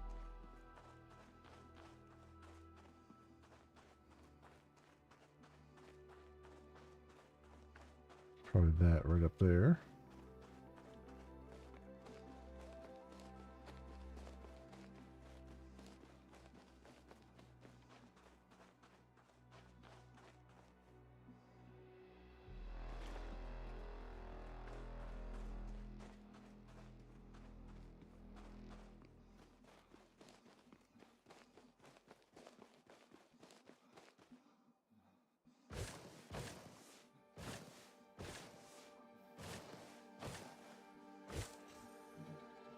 This would be good enough over here, probably.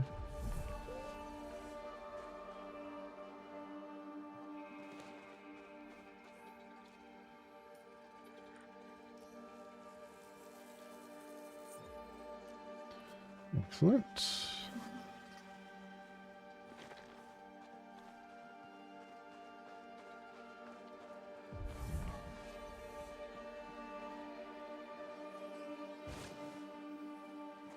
So where are the other ones that I was seeing?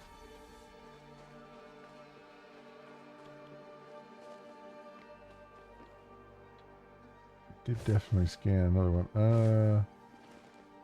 240, 240 meters.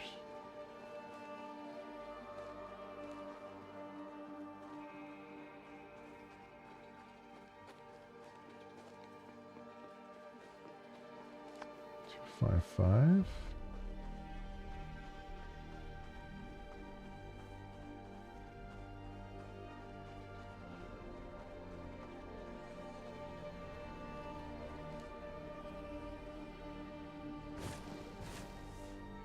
So those right there, I guess.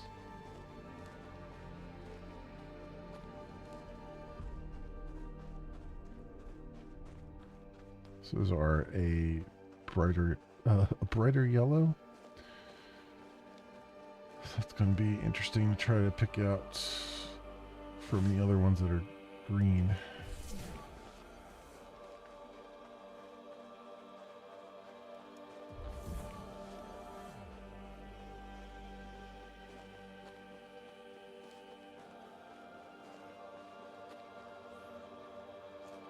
Yeah, these are, I mean, they look different, but from the air, they're not going to look that much different. If I can find more of those from the ground, those have to be 300 meters apart.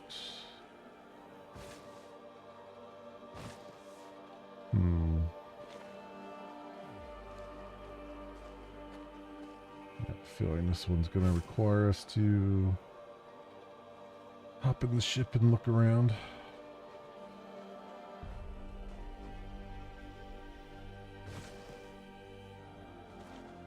I suspect.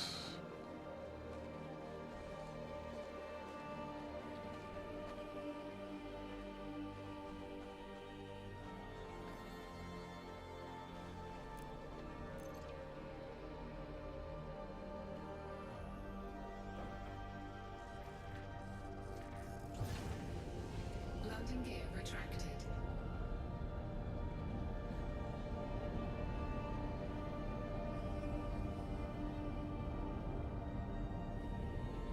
They relatively in the same area. If we can find more over here.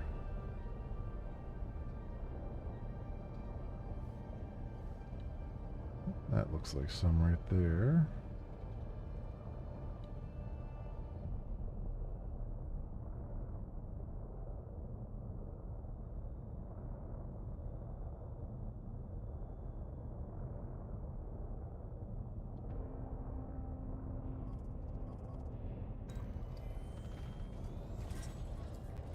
Yes. Yes, it is. Alright, is there any more in relatively close proximity?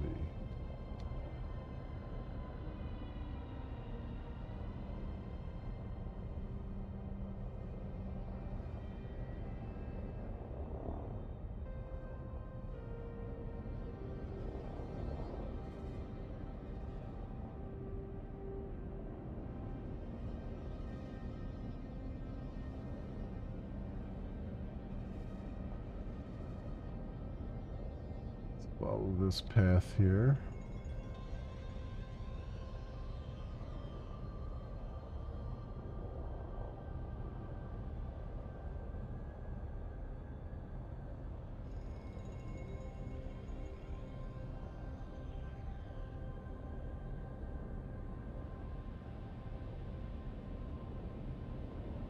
Oh, there we go. That looks like a patch.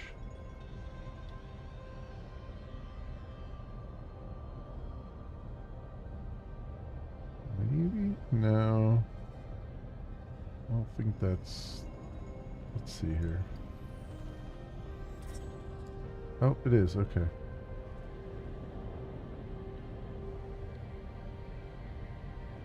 Alright. To land.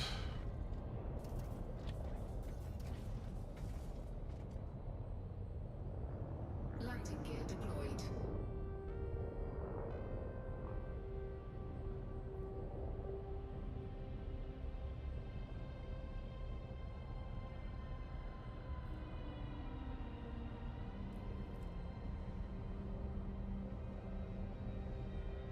And right in the midst of all of it.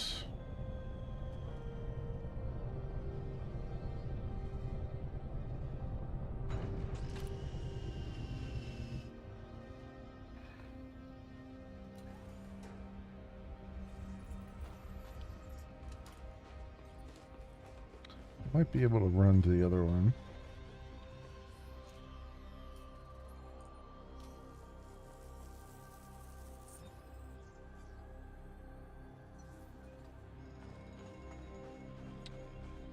It's 1 kilometer away. It's faster if I just jump in and go back there.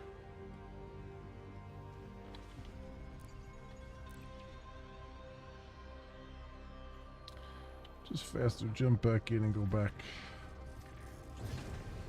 Landing gear retracted. So we know exactly where we have to go for it. 136 degrees.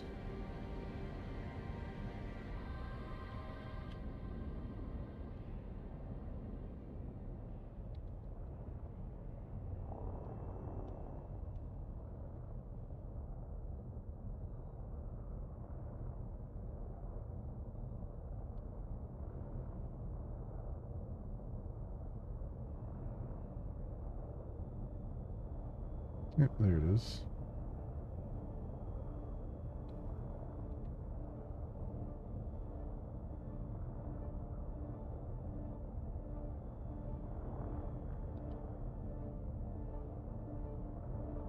Come over here and give the auto landing more of a spot to pick. Landing gear deployed. There we go.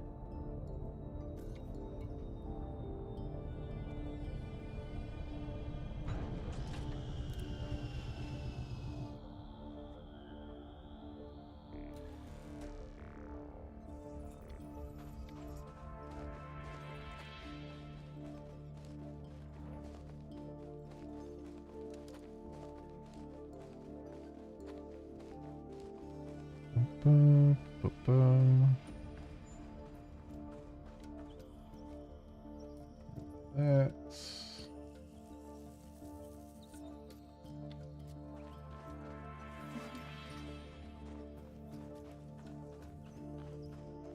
okay. That is analyzed now. Now we just have bacteria, which is emerald, which I think will be easier to see, hopefully. And the Tusuk stuff, which I have to look up what that looks like again. Because I will never remember what these things are supposed to look like.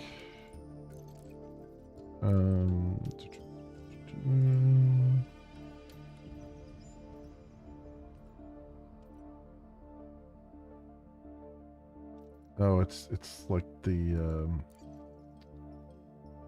yeah, okay. It's like the cattails things, which is going to make it that much more difficult to see. But Landing gear retracted. let's do what we can. Those are apparently extremely plentiful compared to these other two we just found. So let's just go find us a nice wide open valley if we can. I'll bet we'll get a bunch of things. That looks pretty good up front there. I'll bet we'll get a couple things in rapid succession.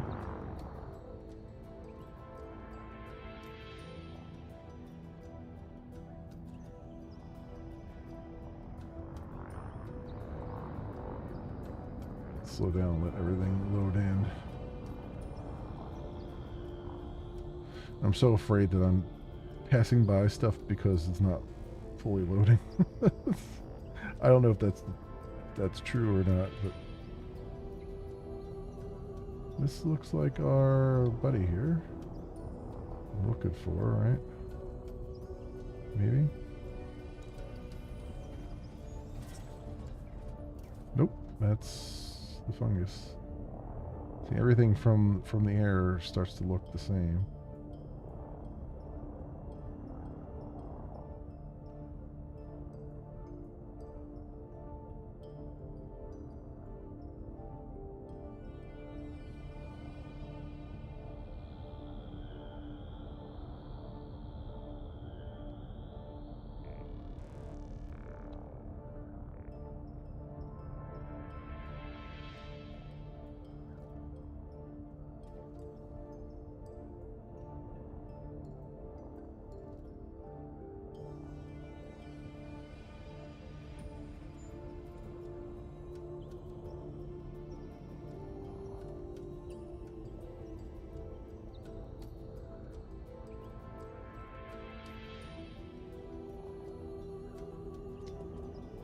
Oh, oops.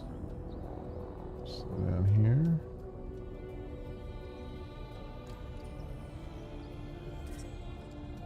That's not it.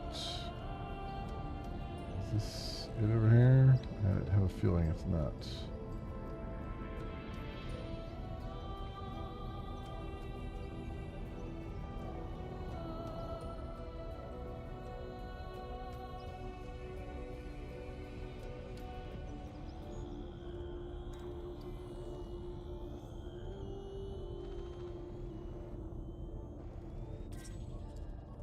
Nope, it is not.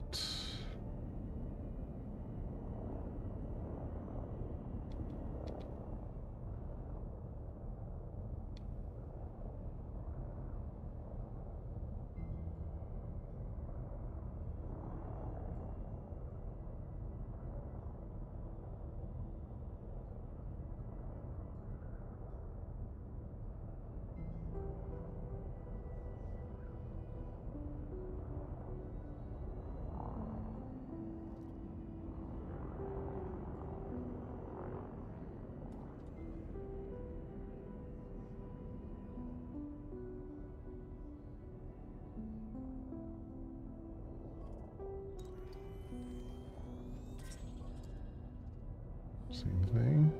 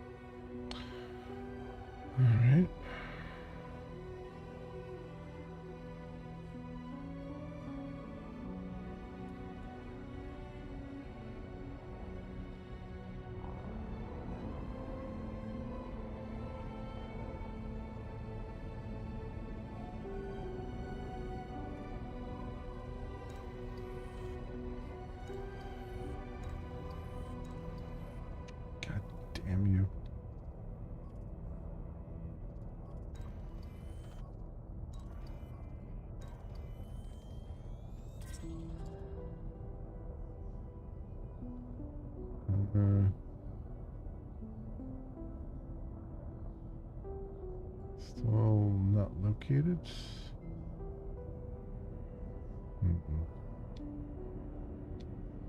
Okay.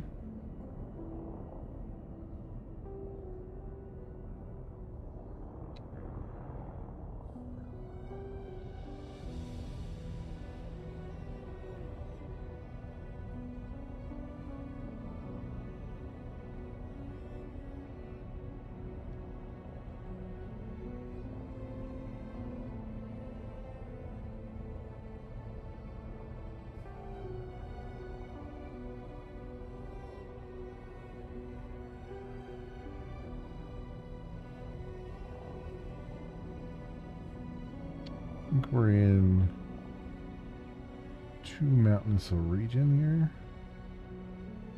for some of this stuff, but let's just plunge forward here. Maybe we can go. Let's go real fast and go a little bit of a distance away.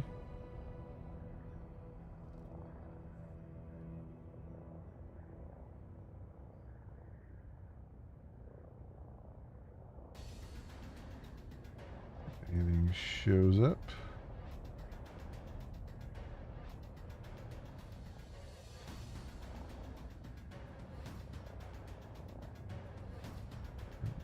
Be a place down here to look.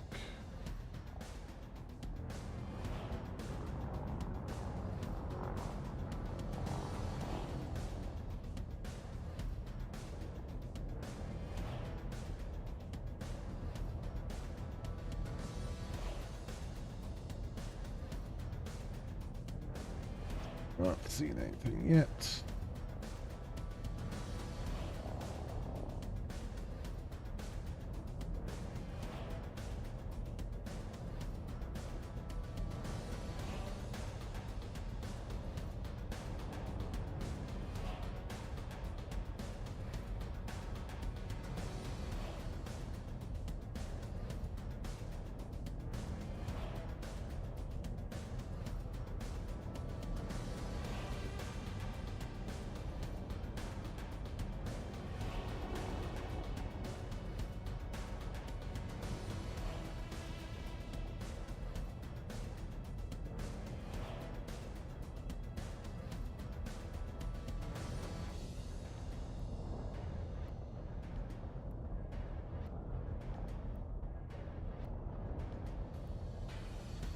Find nothing but that fungus now.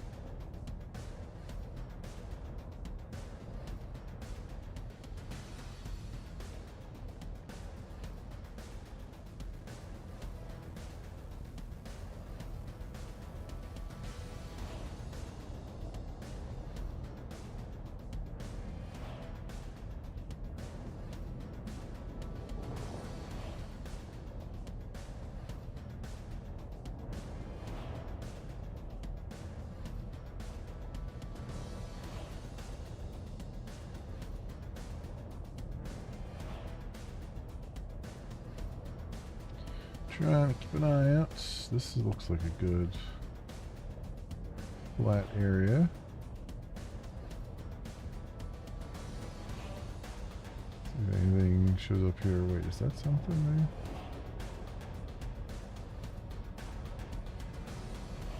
I don't think so.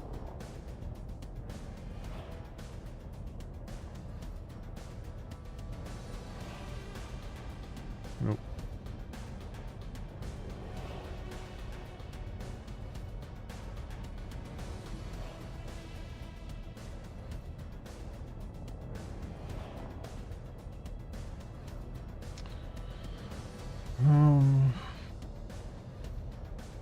We got here.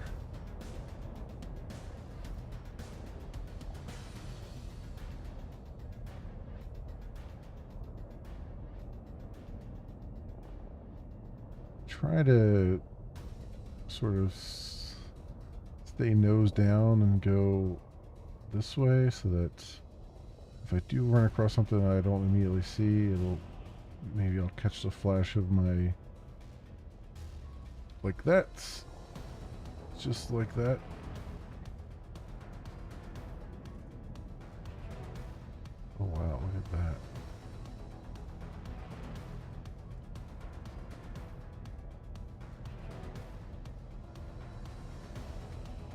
Is that what we're looking for? I don't think so.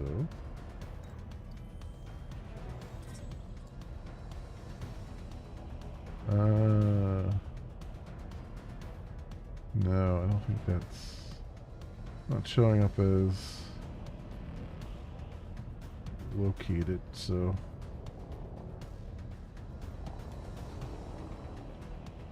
yeah, I try to as best as I can, like, skim nose down here a little bit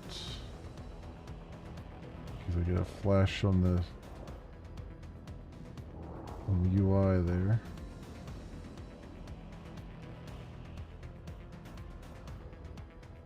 I find that helps a little bit with the bacteria, but you still have to get really lucky.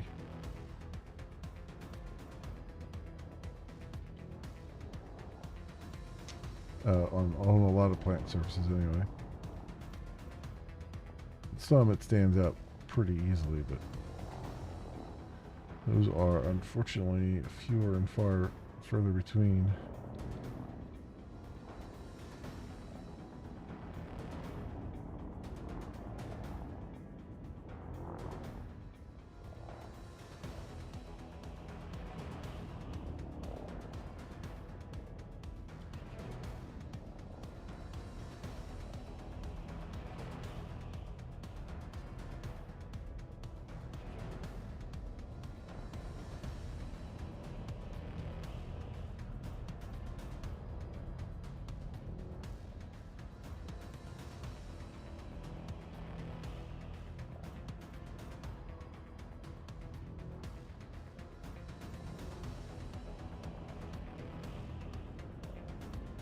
I think I'm getting far enough away from like the mountainous terrain for it to matter right now.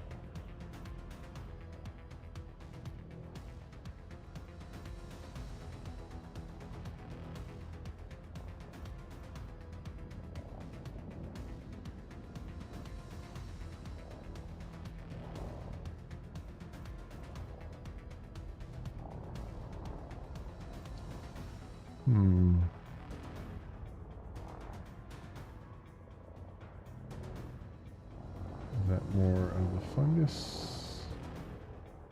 Looks like it is.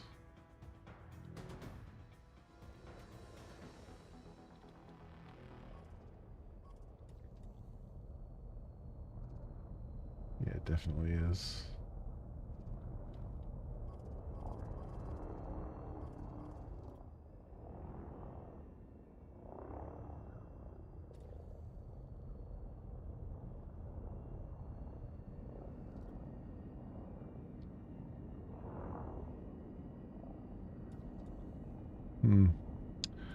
I think a repositioning is probably in order here. Getting a lot of the same stuff. All right, I hate to do it, but let's head back up to orbit and then come back down again.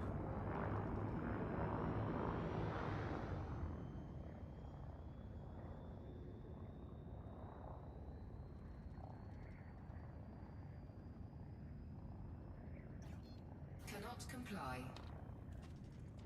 Frameshift drive charging. 4, 3, 2, 1. Engage. Let's see where we're at here.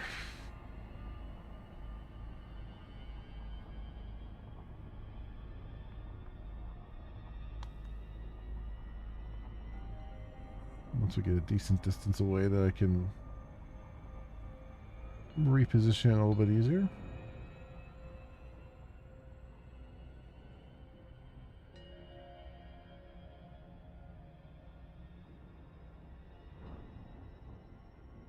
Alright, so what does the surface scan say? So Hexa, tussock, bacteria.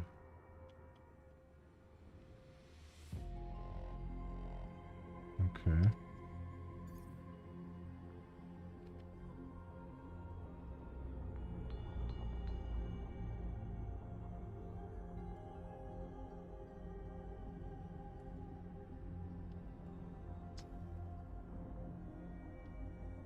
Like literally, it's like it's everywhere. It's like, well, great, but not what I was seeing.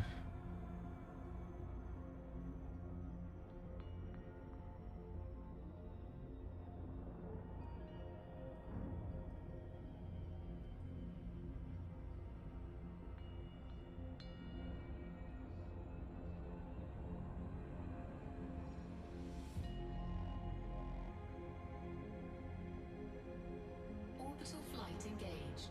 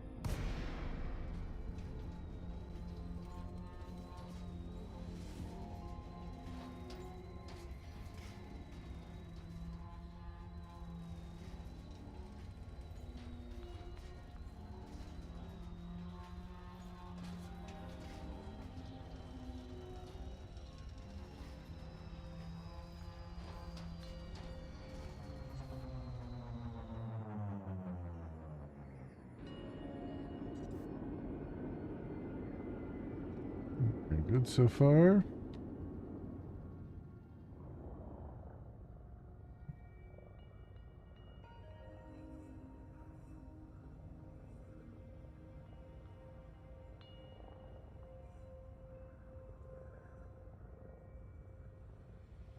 See if we can find this stuff or not.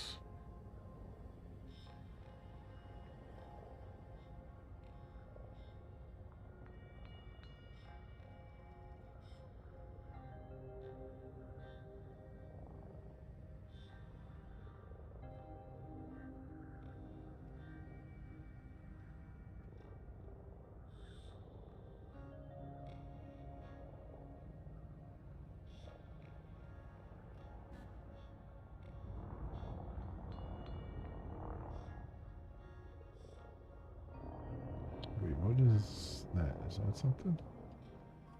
It is. There's our bacteria. So that stands out well. So that's good.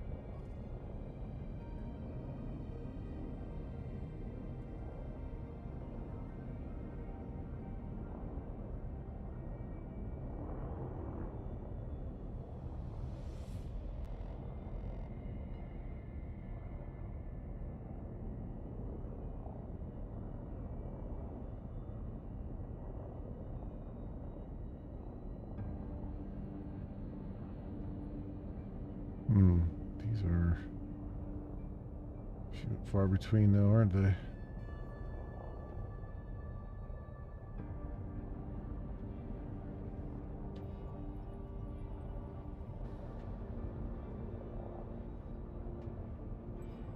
There's another one.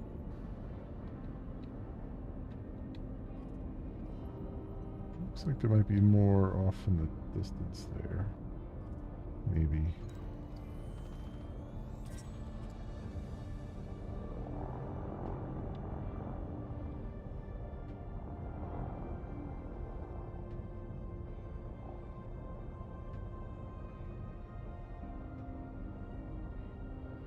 Some more opportunities for some off here.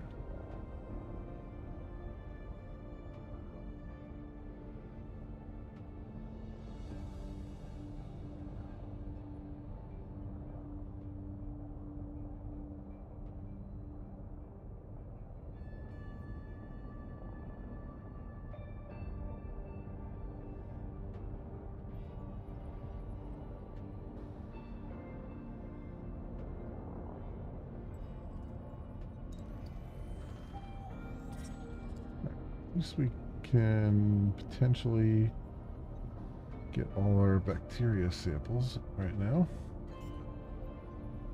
Oh, I see actually something there. It's very faint. Lighting gear deployed. Like a little green stalk. That would explain why I'm not seeing them from the air. If they're that faint, but let's see.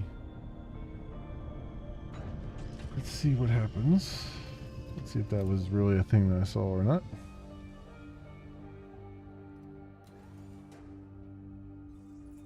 Oh, it is. Look at that. How in the hell are you supposed to see this crap?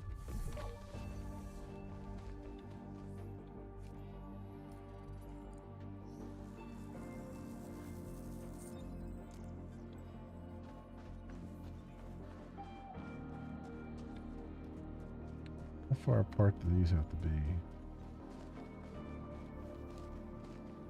200 meters? Okay, that might not be too bad.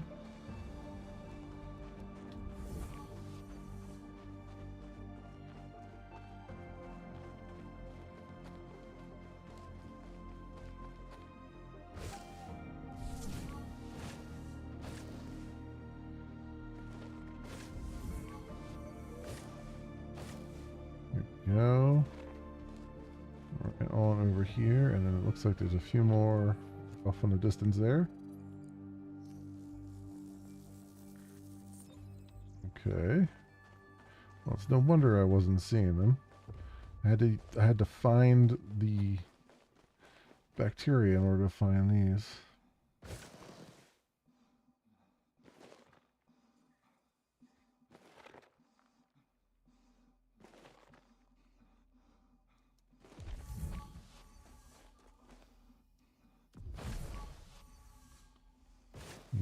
All those are not far enough away.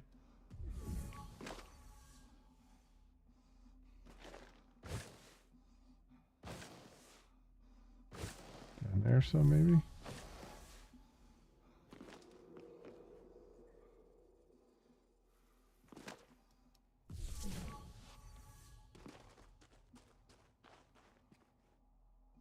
Yeah, looks like some over there maybe. On the hill.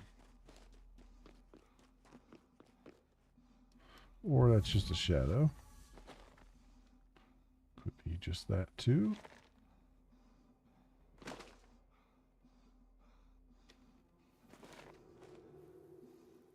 Should probably just go back the other way.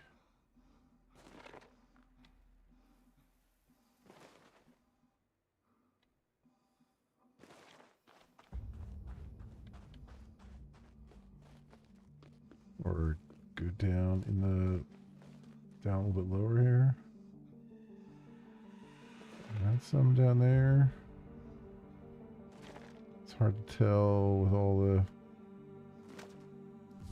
yeah, there's some down there, it looks like. It's hard to tell with the levels of detail because they don't really show up that well until you're almost on top of them.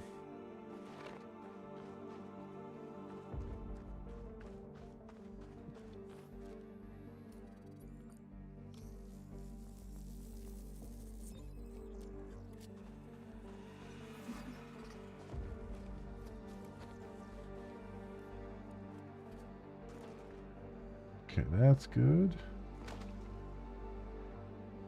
Alright. So nearest waypoint is this one right by our ship here for bacteria, and then we could just probably fly the ship back to the other areas. Just grab the ones that we've already tagged.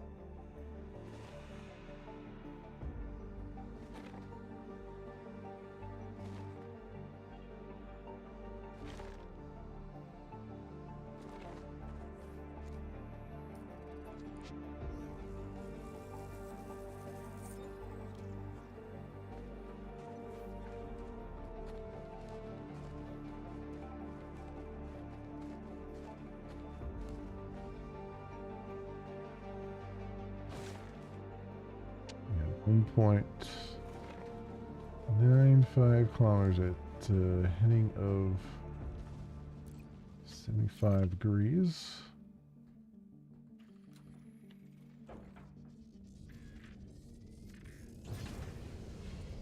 Landing gear retracted.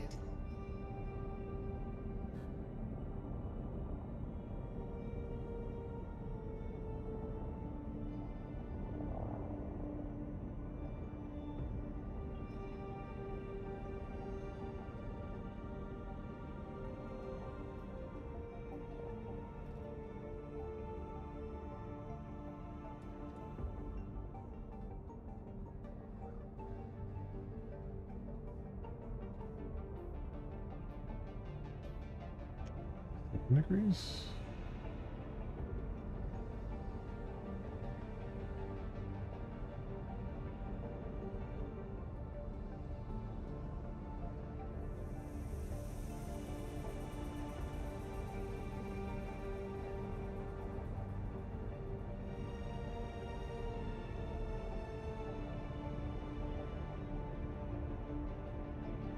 Seven 43 meters.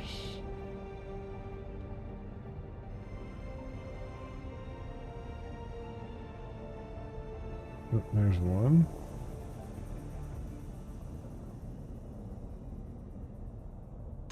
That's the exact one I pegged, but it's good enough.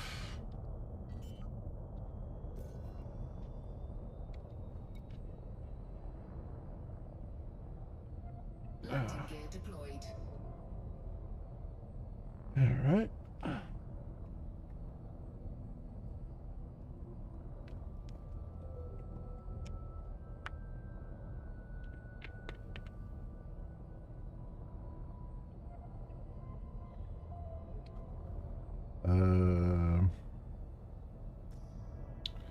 Auto landing. You gonna land, buddy?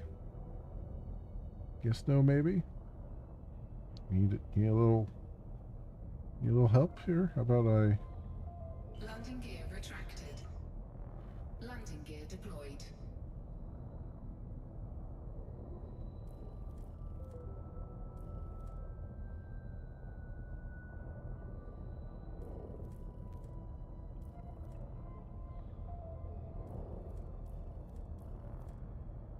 Good God, man! You've got all this open area. Just find a spot. Jeez Louise.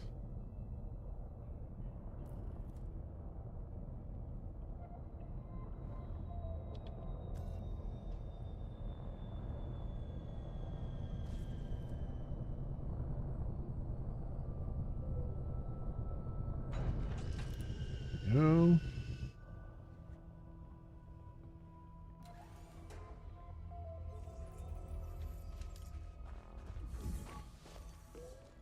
Of course, found that one rock. The one rock in the area to land on. It found it.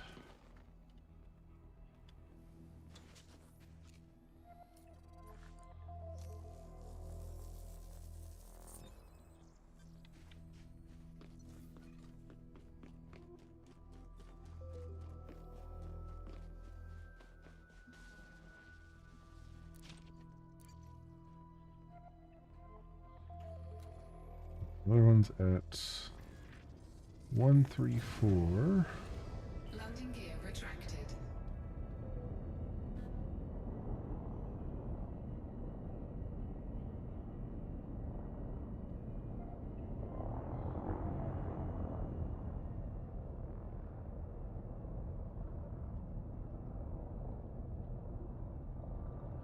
One 155.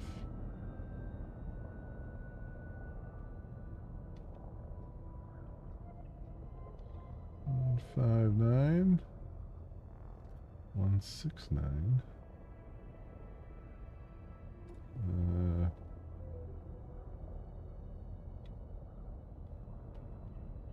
Oh, there it is. This one. There's one over here. I think this is the one.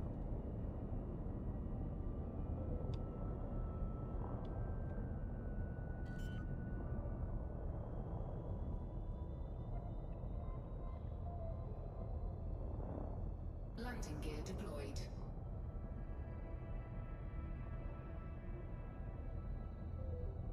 It still says 785 meters, but this looks like one here. Oh yeah, that's definitely one. So we'll grab this one. And then this planet is clean.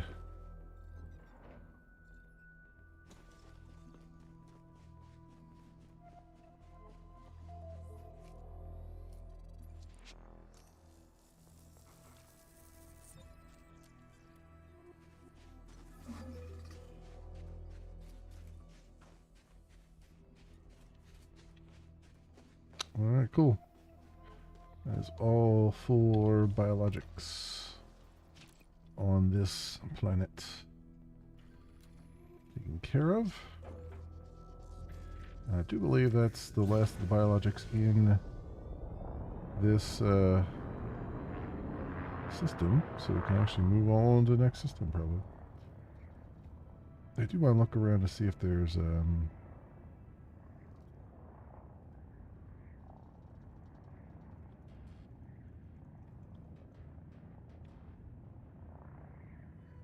why is my did that get rebound?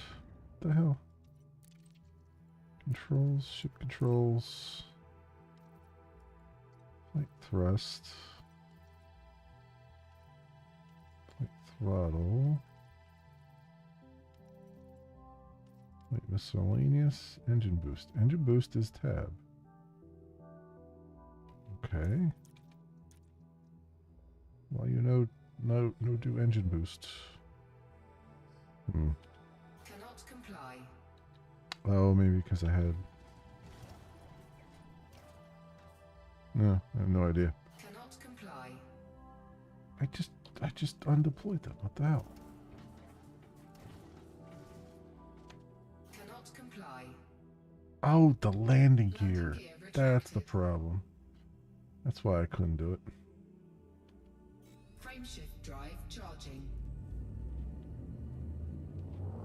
Ready to engage. 4, 3, 2, 1. Engage. I thought I pulled the landing gear up. I really did. Okay. Yeah, let's go see if there's any. Are there any geologics that are worth my time?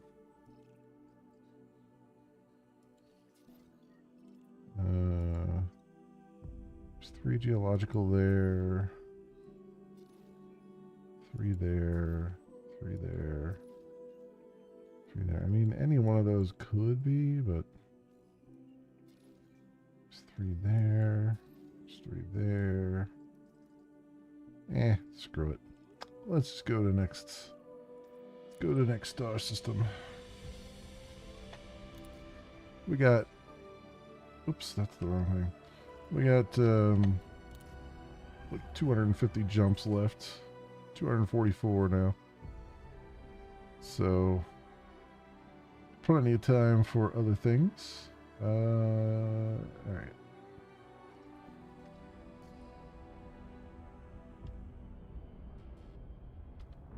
Frameshift drive charging. Let's go. Go, go, go.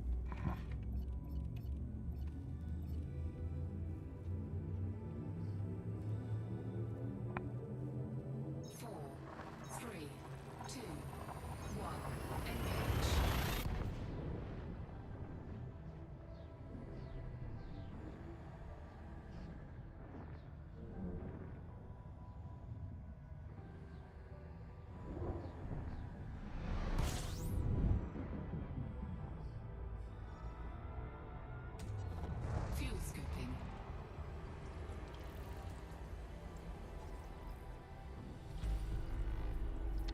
33 orbital bodies.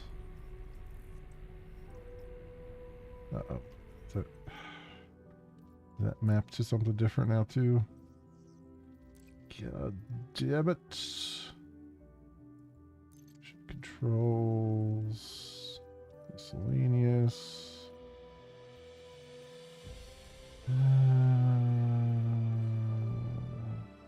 It's not under there. It's under general, right?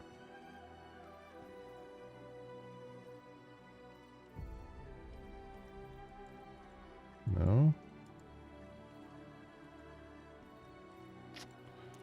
Nope, it's not under there. Man, they really need to have a search button in here. Okay, detailed, not detailed surface scanner. Full spectrum system scanner. Here we go. Where is it at? Discovery scan is mouse 3.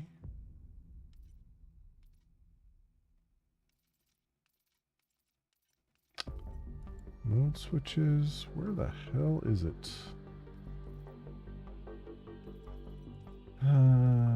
Miscellaneous.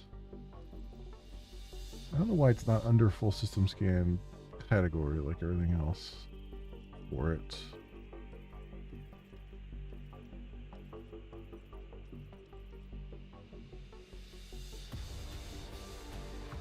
Spectrum system scanner.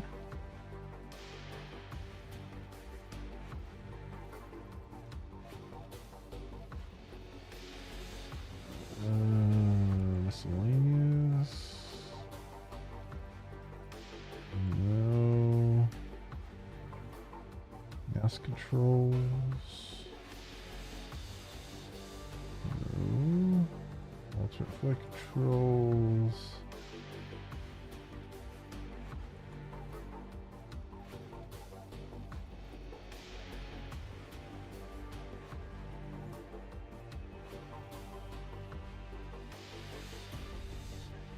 Where in the hell is it?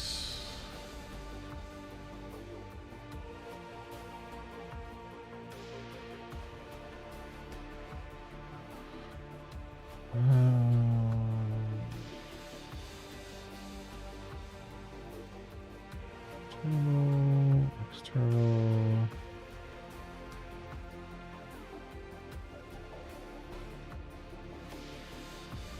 Output mode.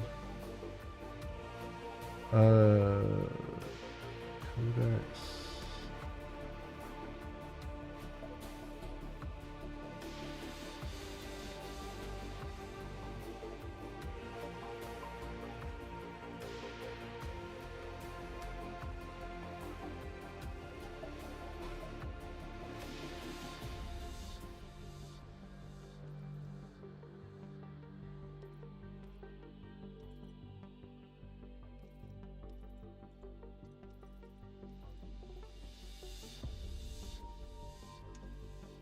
Man, why can I never find this damn thing? It's buried under a different freaking menu. And it drives me insane.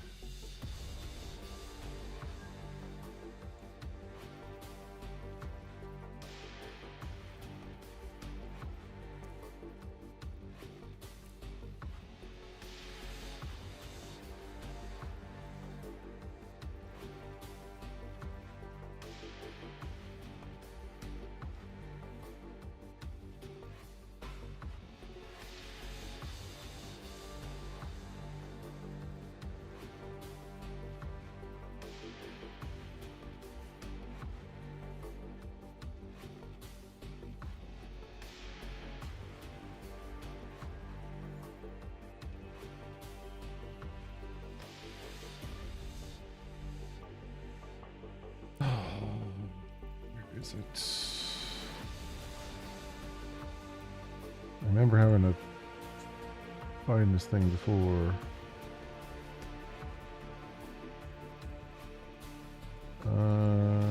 Flight controls. Bottle.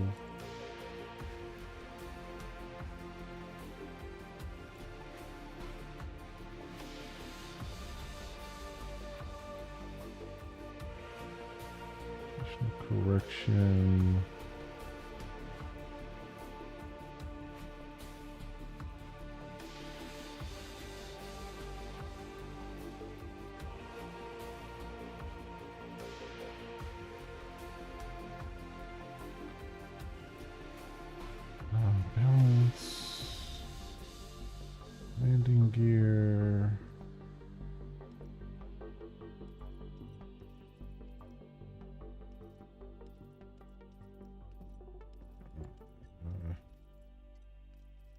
Those switches.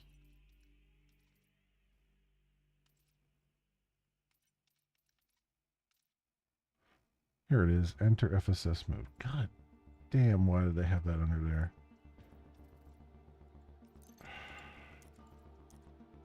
Drives me insane. Alright, let's get out of here.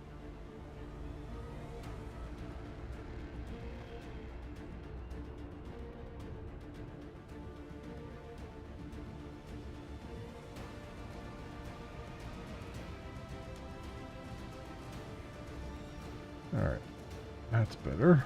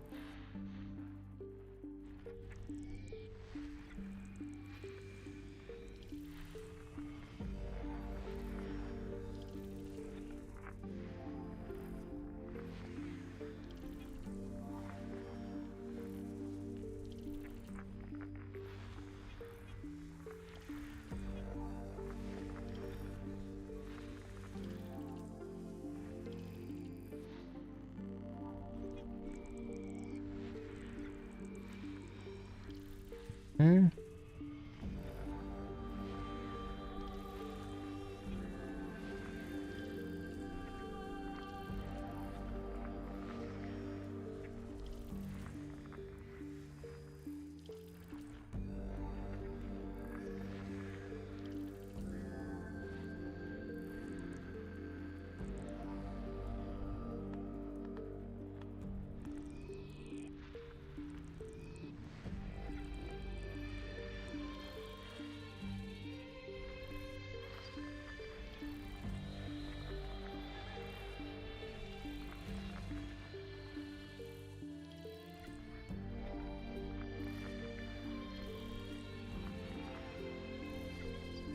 System scan complete. Yep. Alright. Looks like according to the bioscan we got one planet with 2 possible signals on it. The rest of that on the screen didn't clear out. So A4E. Alright, let's see what that looks like.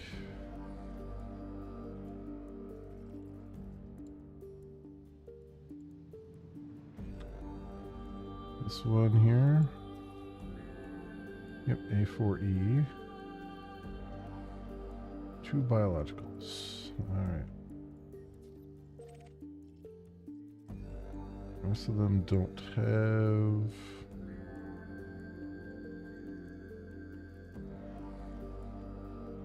two circles. Alright. Got this guy. You have none.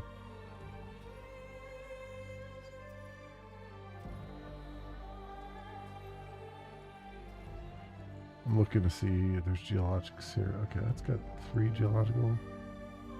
2.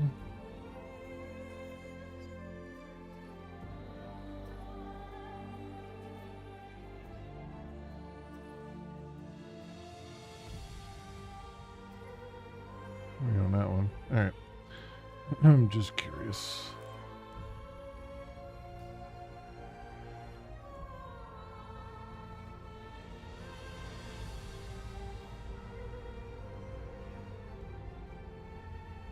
Let's head out to this guy and what do we got on there? Bacteria, of course. Red. And amethyst. Funticula.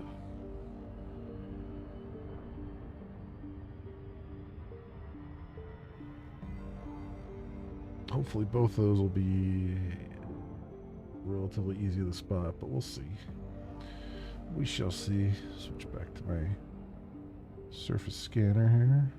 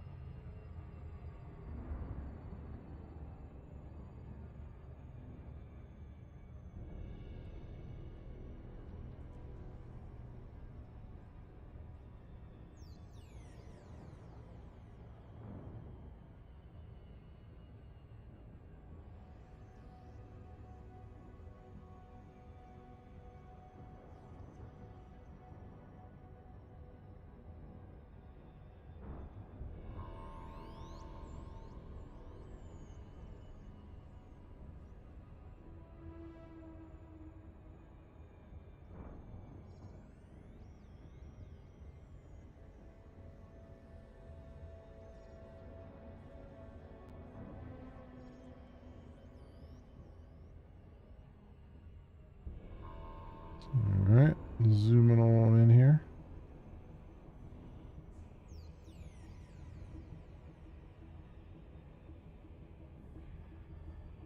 Okay. Let's get our surface scanner going.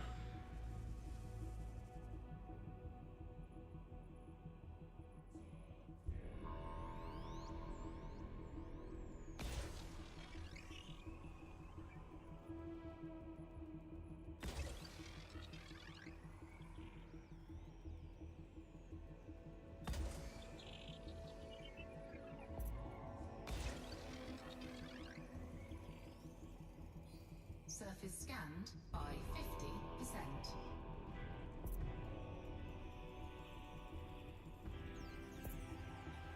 Yeah, I definitely didn't need those other probes. Oh well, I didn't get the. Oh yeah, efficiency target was 2 probes. Oh well, I couldn't read it. Bioscan details. Yep, just those 2. Bacterium and particular, and they both have the same surface area, which is usually about the same. Usually about what I see. So let's just go. This looks like it's going to be an ice planet, though, which means the bacteria is probably going to be ridiculously hard to see.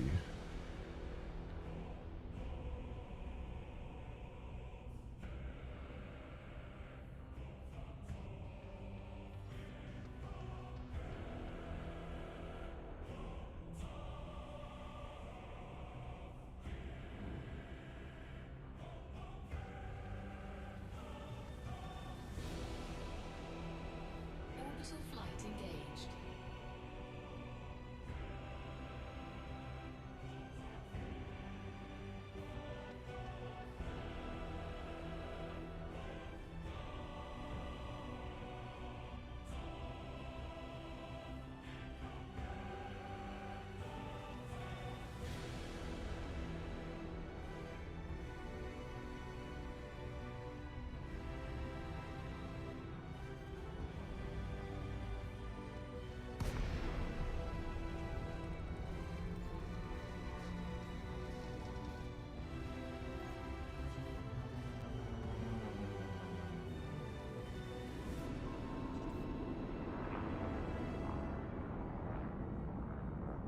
Okay.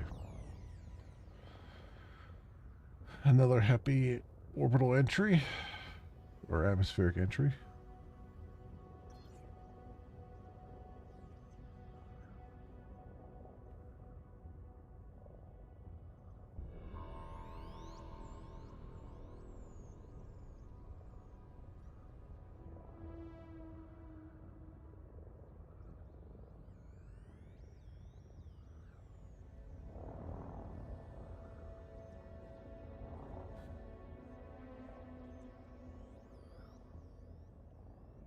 I see some right here. Oh, that's good. That is excellent. Bacteria is easy to spot. Thank goodness. That is rarer on ice moons than you might think.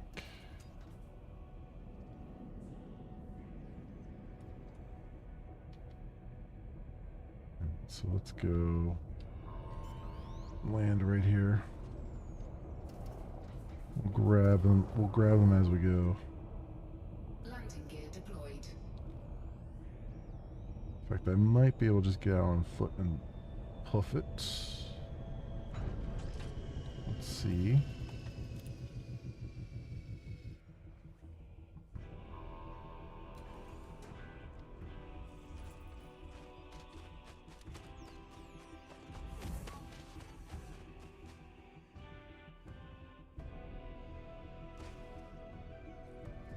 Low gravity.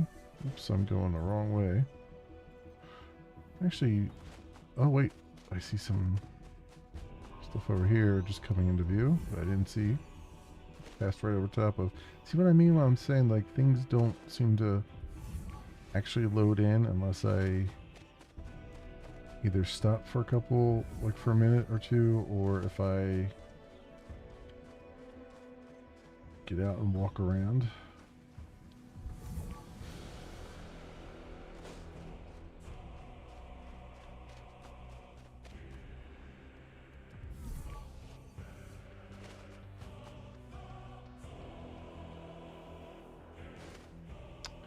These are relatively easy to see, so let's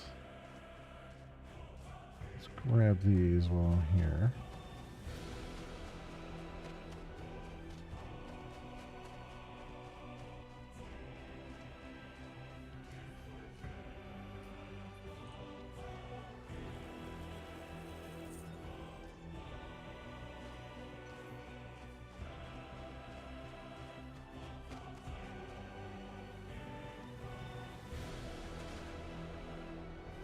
Be 500 meters though.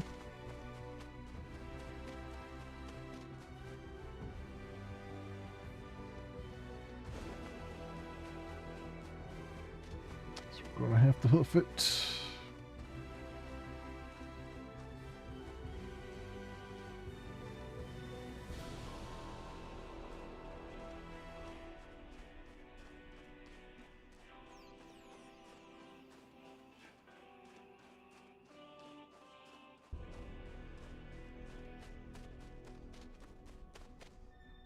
These aren't going to be far enough away. Damn it.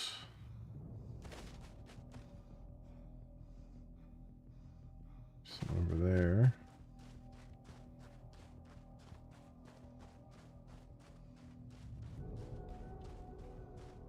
I see some down there too.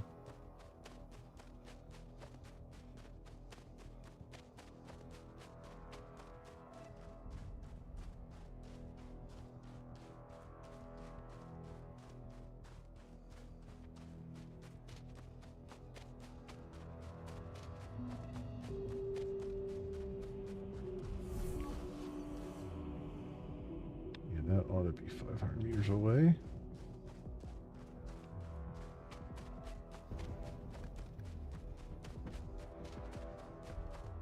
And there's bacteria here too.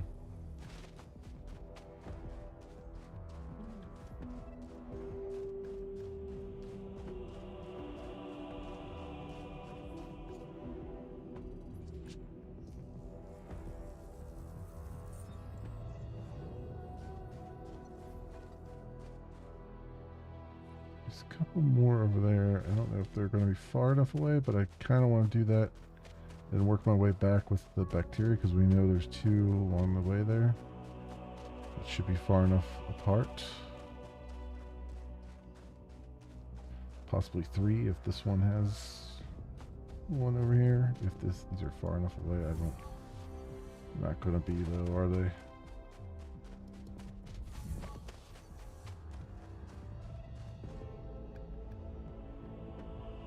Some way down there though. We can do.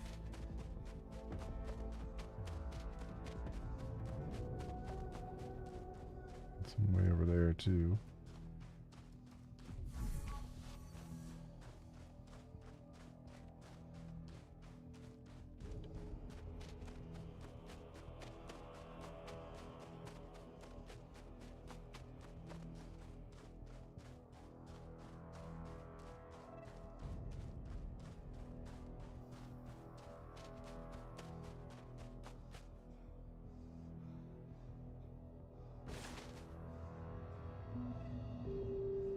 Looks like there's another.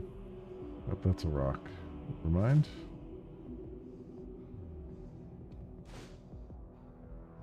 These will definitely be far enough away. Let's see if there's some bacteria in the area too. It's close by.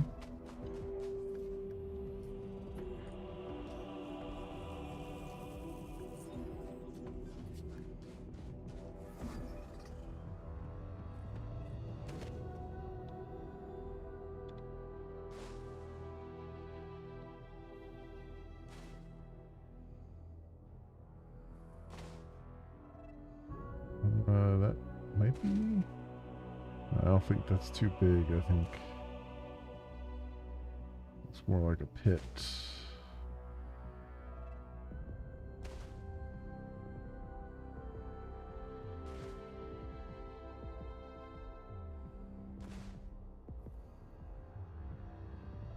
Wait, is that?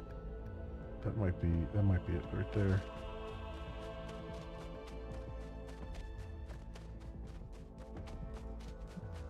Right by it, maybe? No. I was gonna say, if I ran right by it, I think I would have probably seen it, but one can never tell.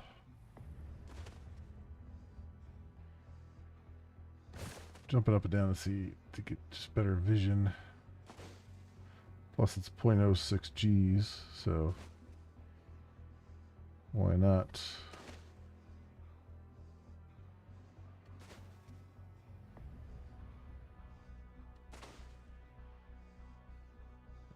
Right there.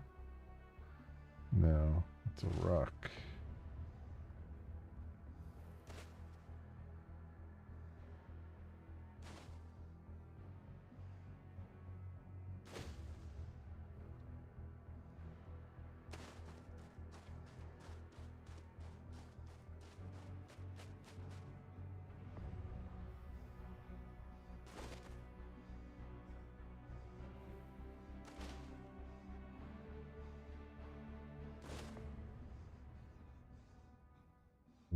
There's a possibility there. Maybe. It's hard to tell because these rocks are. I'm getting shadows from the rocks. Oh, here we go. Yeah, here we go.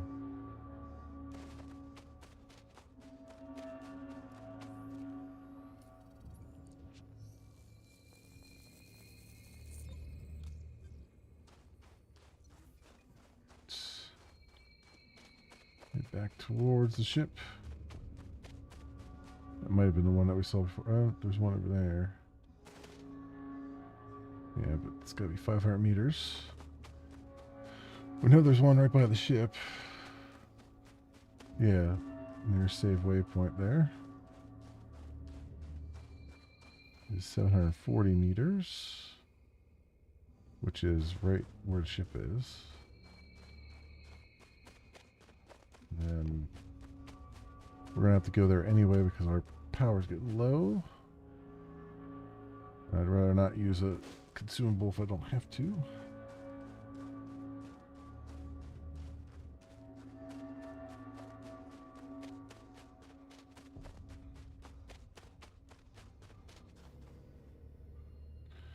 Find one like right on the cusp here, that would be great. Oh, wait a minute.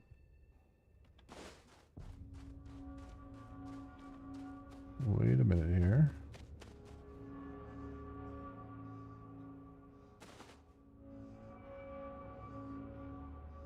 Is this... That's not far enough away. Damn it. It's not far enough away. Must be 500 meters. for this, for bacteria anyway.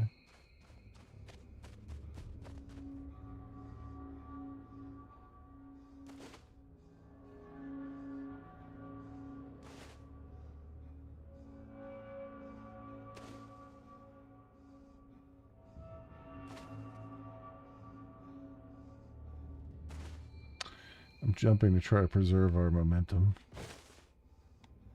Because you continue to have stamina to run when you're up in the air. It doesn't deplete while you're in the air. It only depletes when you're on the ground. So I use that to try to get a little extra distance, a little bit faster.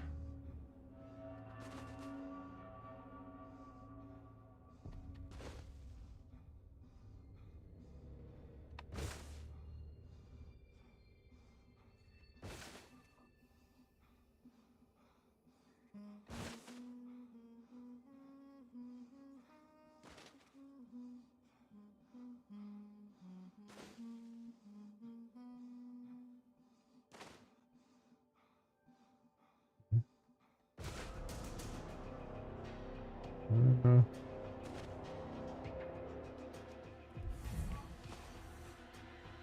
we go, right up there.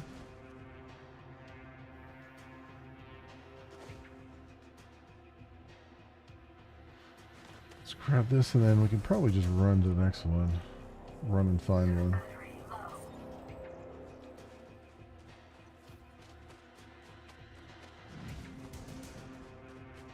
Or it might even be faster just hop in.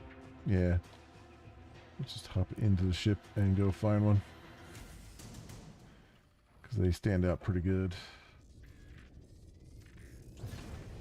Landing gear retracted.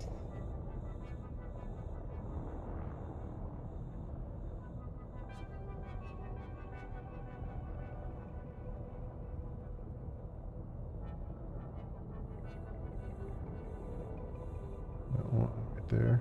Oh, actually, I should also probably scan one of these. Oh, there's one over there. Scan one of these while we're at it. Go.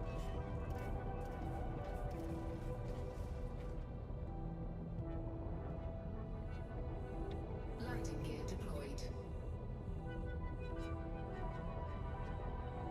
What I find funny about this particular song is it reminds me of Satisfactory.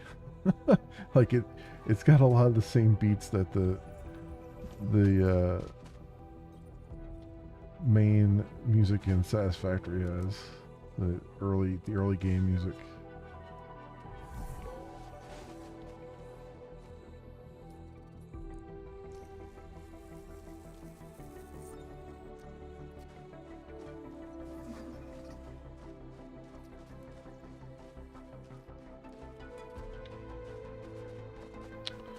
All right.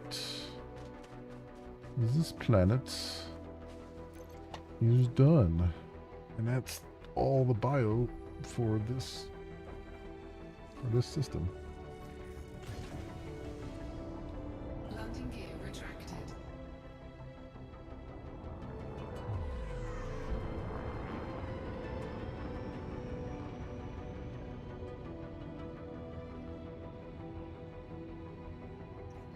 Frameshift drive charging. 4, 3, 2, 1. Engage. Okay. Let's go and yep, our galaxy. Oh, that's not what I want to do. I want to. We already have our route plotted. I just need to select it here.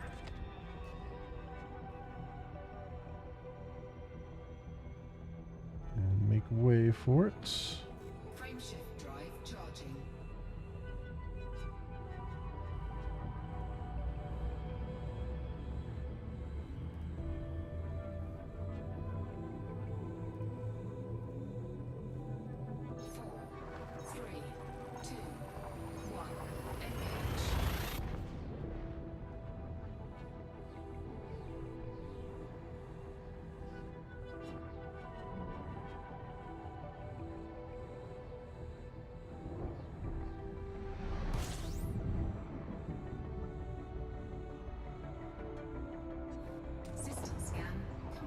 Nope, there's only Fuel one. scooping. Only one star in this system. Alright. We'll jump on to the next.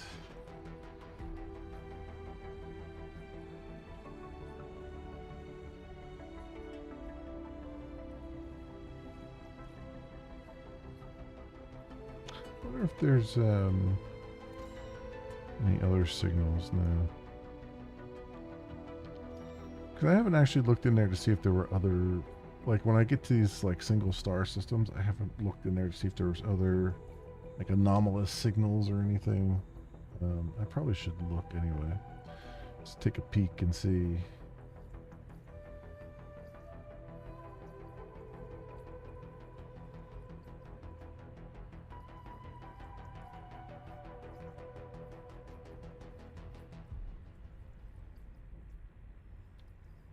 Fuel scooping complete.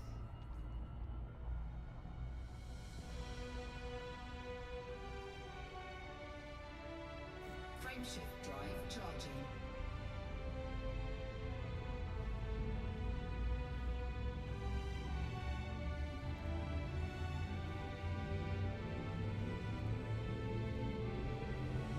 Four, three, two, one, engage.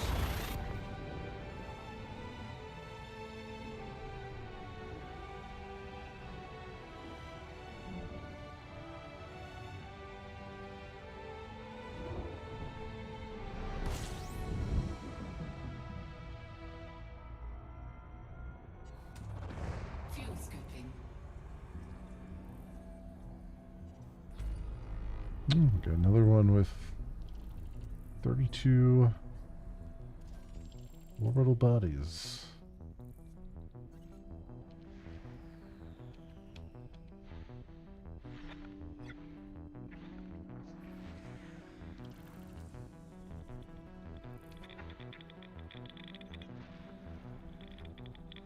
Bunch of asteroids.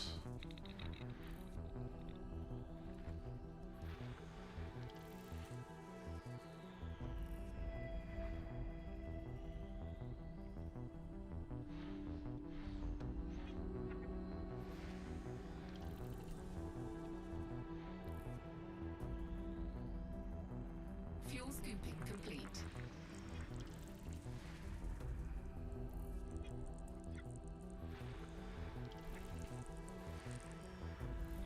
Got some things lighting up here on the biological scan already.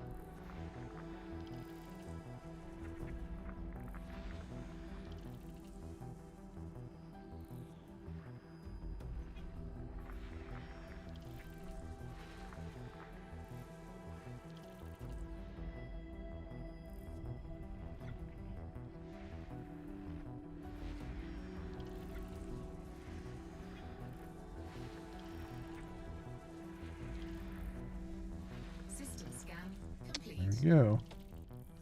All right, we got at least 4 candidates here. Very nice. We'll verify that. We'll verify that by looking in the map here. Let's see. Potentially 1, 2, 3, 4, 5. Alright, so let's see. You have 1 biological. You have nothing. You have nothing.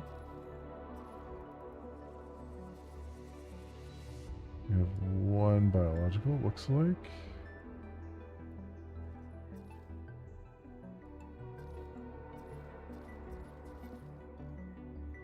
There's 2 there. And 2 there, okay. Let's start from the top and work our way down, I guess.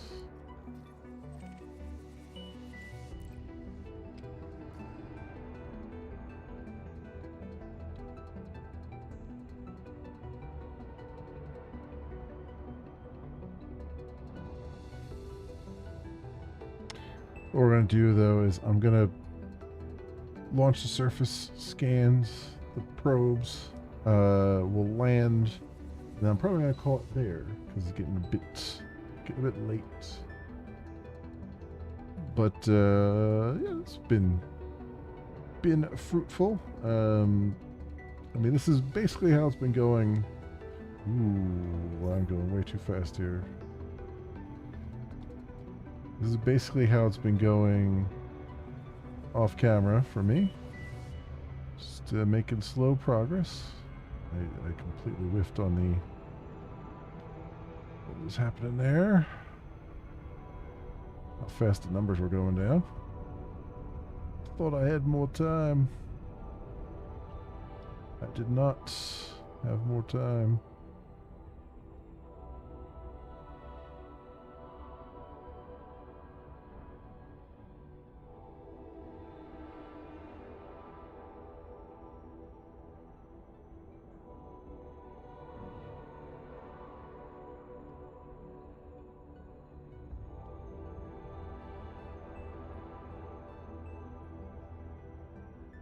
Of course, now I'm on the dark side of the planet. It's going to take a little bit longer to land because I whiffed the entry.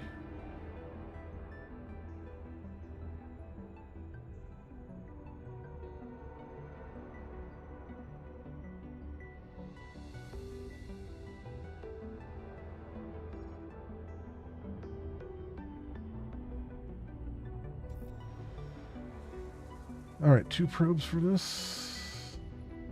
Let's see what we got here. 1 right there. Let's see if we can angle 1 for the other side. We just need 90%.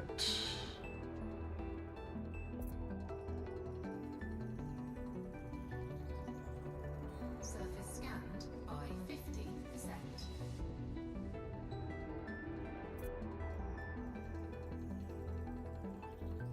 There we go. Surface scanned. Efficiency target bonus. Okay, so basically plentiful with what we need. It's good to see. We're gonna kind of come in on the. We're gonna try to get around to the light side of the planet. Although, for all I know, I don't know if this is tidally locked or not. Because I could probably land on the dark side, and by the time I come back tomorrow, it'll be be back in the light, unless it's tidally locked, in which case this will always and forever be dark on this side.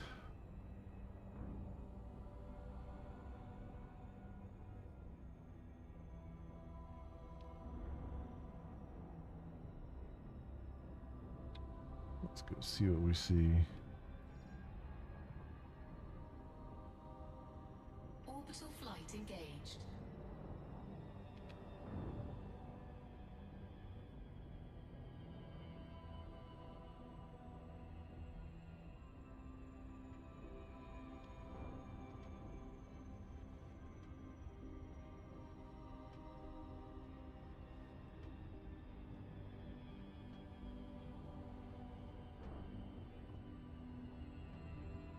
Though I might be able to, like, if I land on the North Polar region here, maybe I'll get 24 hours sun. Maybe. Really depends on the tilt of this planet.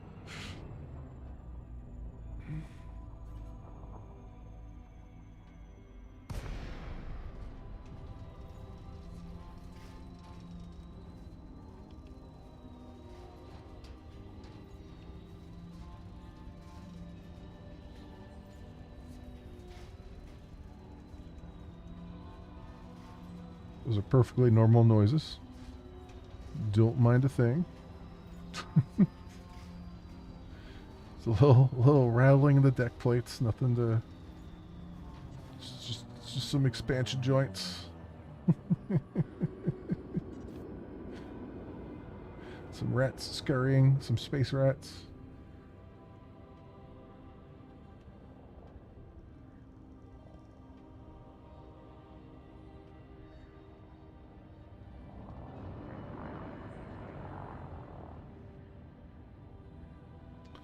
See, the problem here is,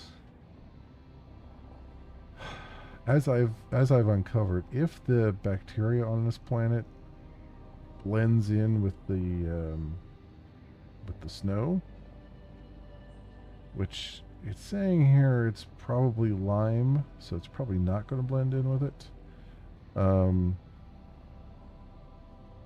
Trying to find it with the sun in our face will be damn near impossible. You kind of have to like have the sun at your back almost a little bit, or at least off to the side. You can the shadow of your ship can factor in a little bit, from what I've seen.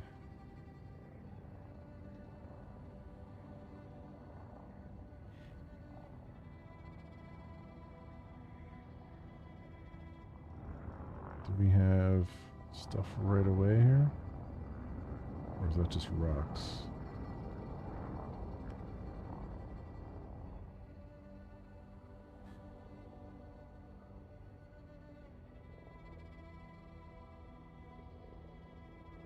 That is just rocks.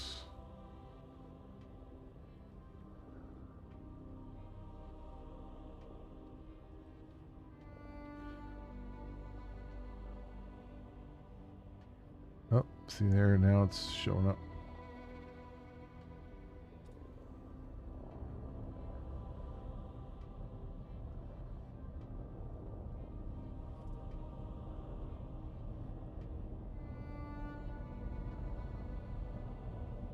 See, I feel like one of the things I should do whenever I come onto a planet for the first time is just go down to 50 meters above the surface and just stop and let everything sort of load. Because you notice that I was starting to see stuff load in from far away in, which is good, but then a bunch of stuff popped up like right underneath me too. And I get the feeling that that's why why I'm struggling so badly to find like bacteria and stuff on planets. Because it's there, it's just spawning in after I've already moved over it.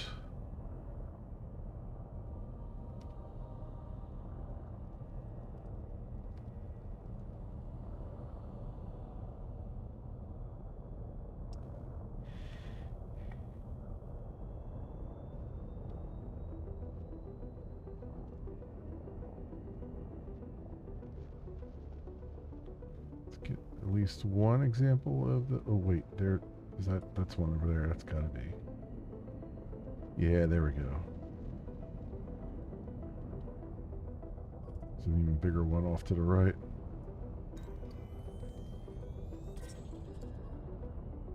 Okay, there we go.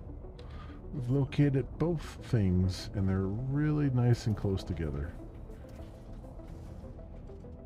And hopefully, there's a lot more.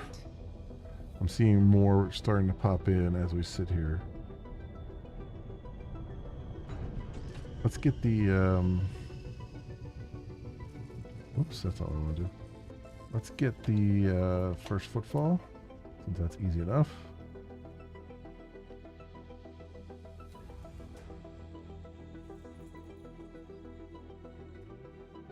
And I gotta figure out how to take screenshots, because this is... I mean, obviously I can take screenshots in sort of normal means, but I mean, I gotta figure out how to turn the UI off and do the regular camera stuff. Like there's an in-game camera, and so camera suite, next camera. See, it says number pad, but last time I tried the number pad, nothing happened.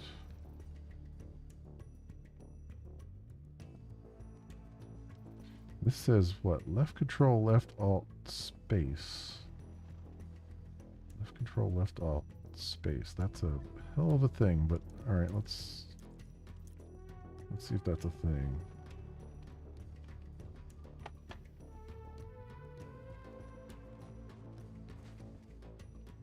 Item wheel.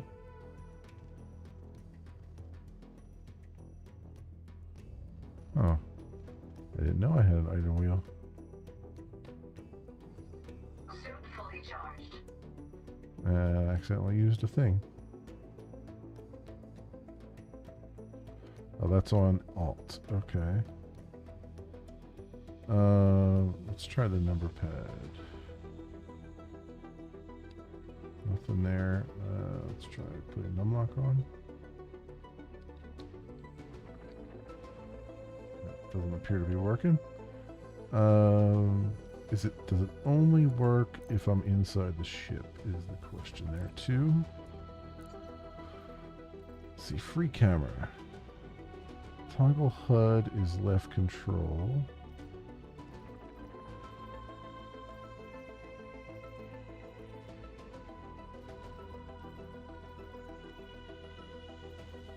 Camera ship controls toggle between toggle control camera and the ship. Number pad 0. Alright, so it looks like to me I have to be inside the ship. Let's try it.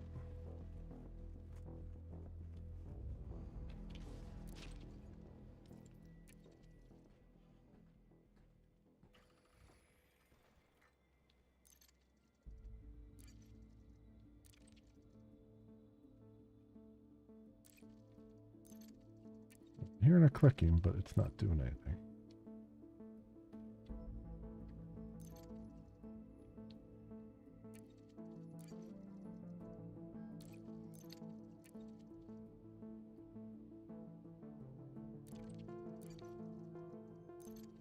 I'm hearing button clicks. it's not doing a damn thing. Camera suite. Oh, ship toggle camera suite is left control, left alt, space. Oh, but see, it's the same thing for commander too. It says the same thing. Okay.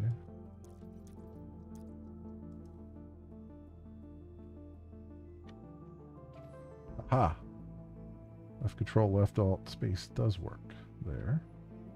Enter free camera 0. There we go. That's what I'm talking about.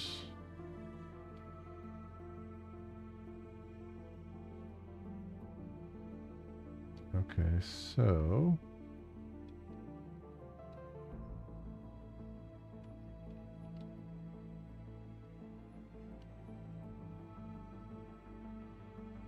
see if we can get a beauty shot here.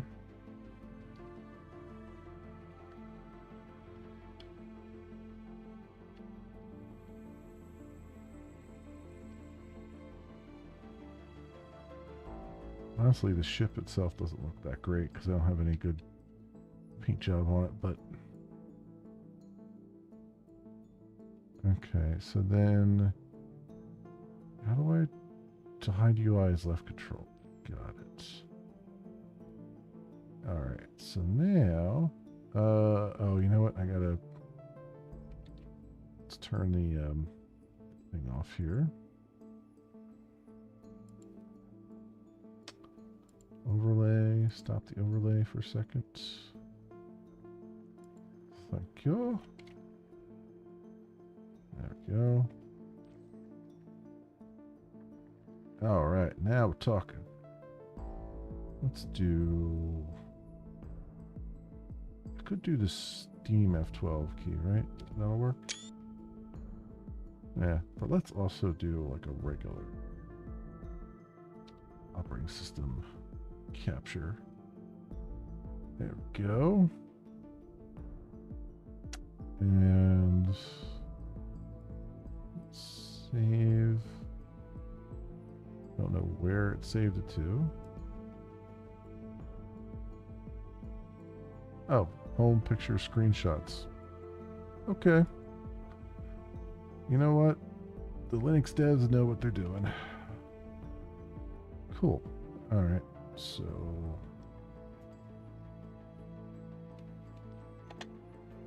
back out of there. Awesome. Awesome sauce. Alright, that'll do it. That'll do it for me. For tonight. My friends. Thank you so much, everyone, for watching. I appreciate it greatly. I really do. Hopefully it's been a nice chill stream for you guys. I know it's been one for me, which is what I really need it. And what I really need on Sundays. What are we going to do next Sunday? We might jump back into some more Elite Dangerous next Sunday. Do some more exploration. Or I might pop back into Helium Rain. I mean, I kind of want to keep rotating, so maybe we'll do Helium Rain next Sunday and make some more progress there. I'll keep doing my exploration stuff off camera here and there as well. And yeah, and then we'll get X4 back into the rotation again. And at some point, I want to rotate in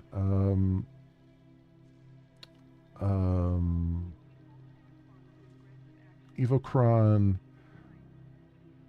Legacy into it, which is a really good game that I don't think too many people know about. But it's I have to.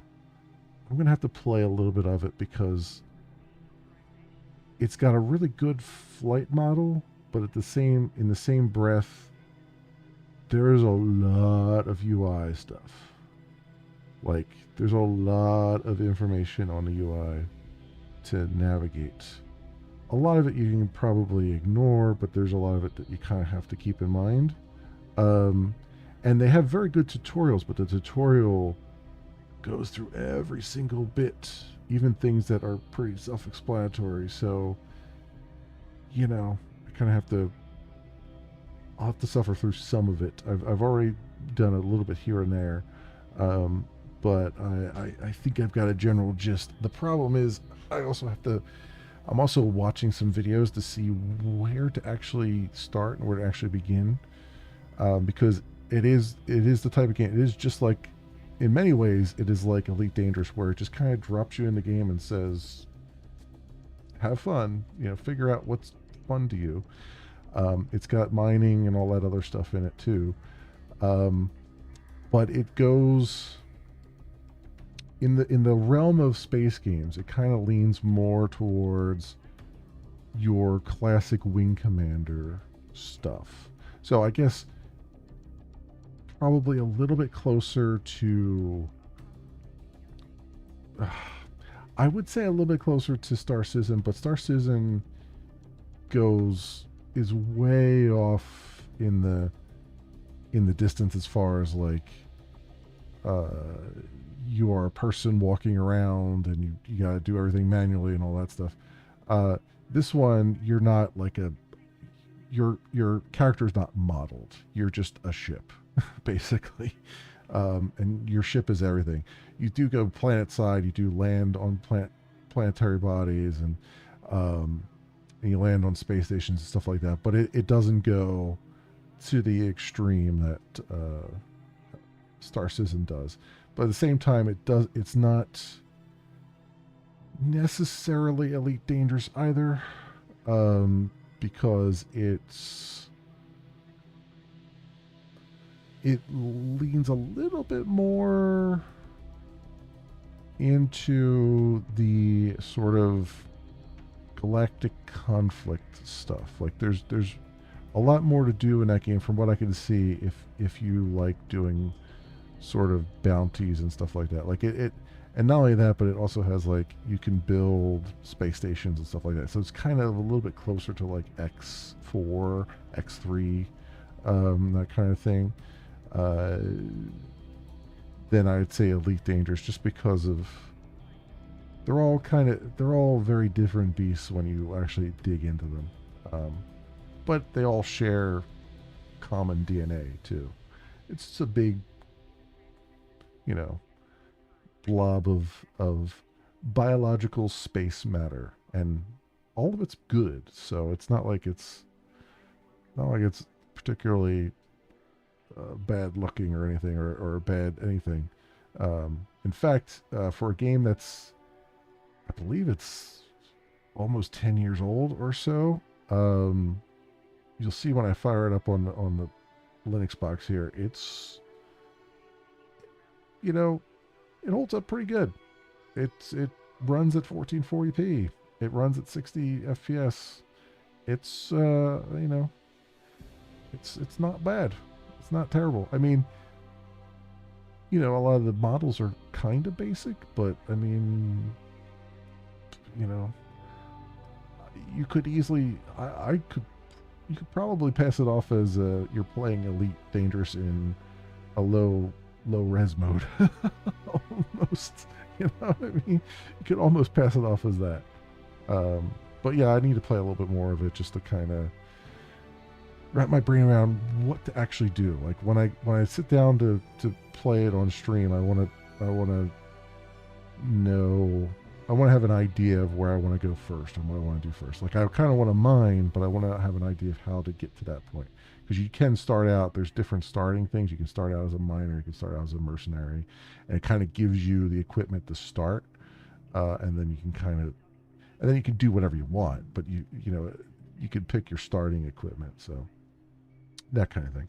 Anyway, friends, thank you so much, everyone, for watching. If you happen to stumble upon this on the YouTubes and you have a like or a subscribe that you can spare, that would be tremendously awesome and terrific and very, very much appreciated. I would like to, I don't usually have goals, but I do have one goal on YouTube, and that is, my hope is to get to 500 subscribers and the 3,000 watch hours that we need to unlock the membership stuff.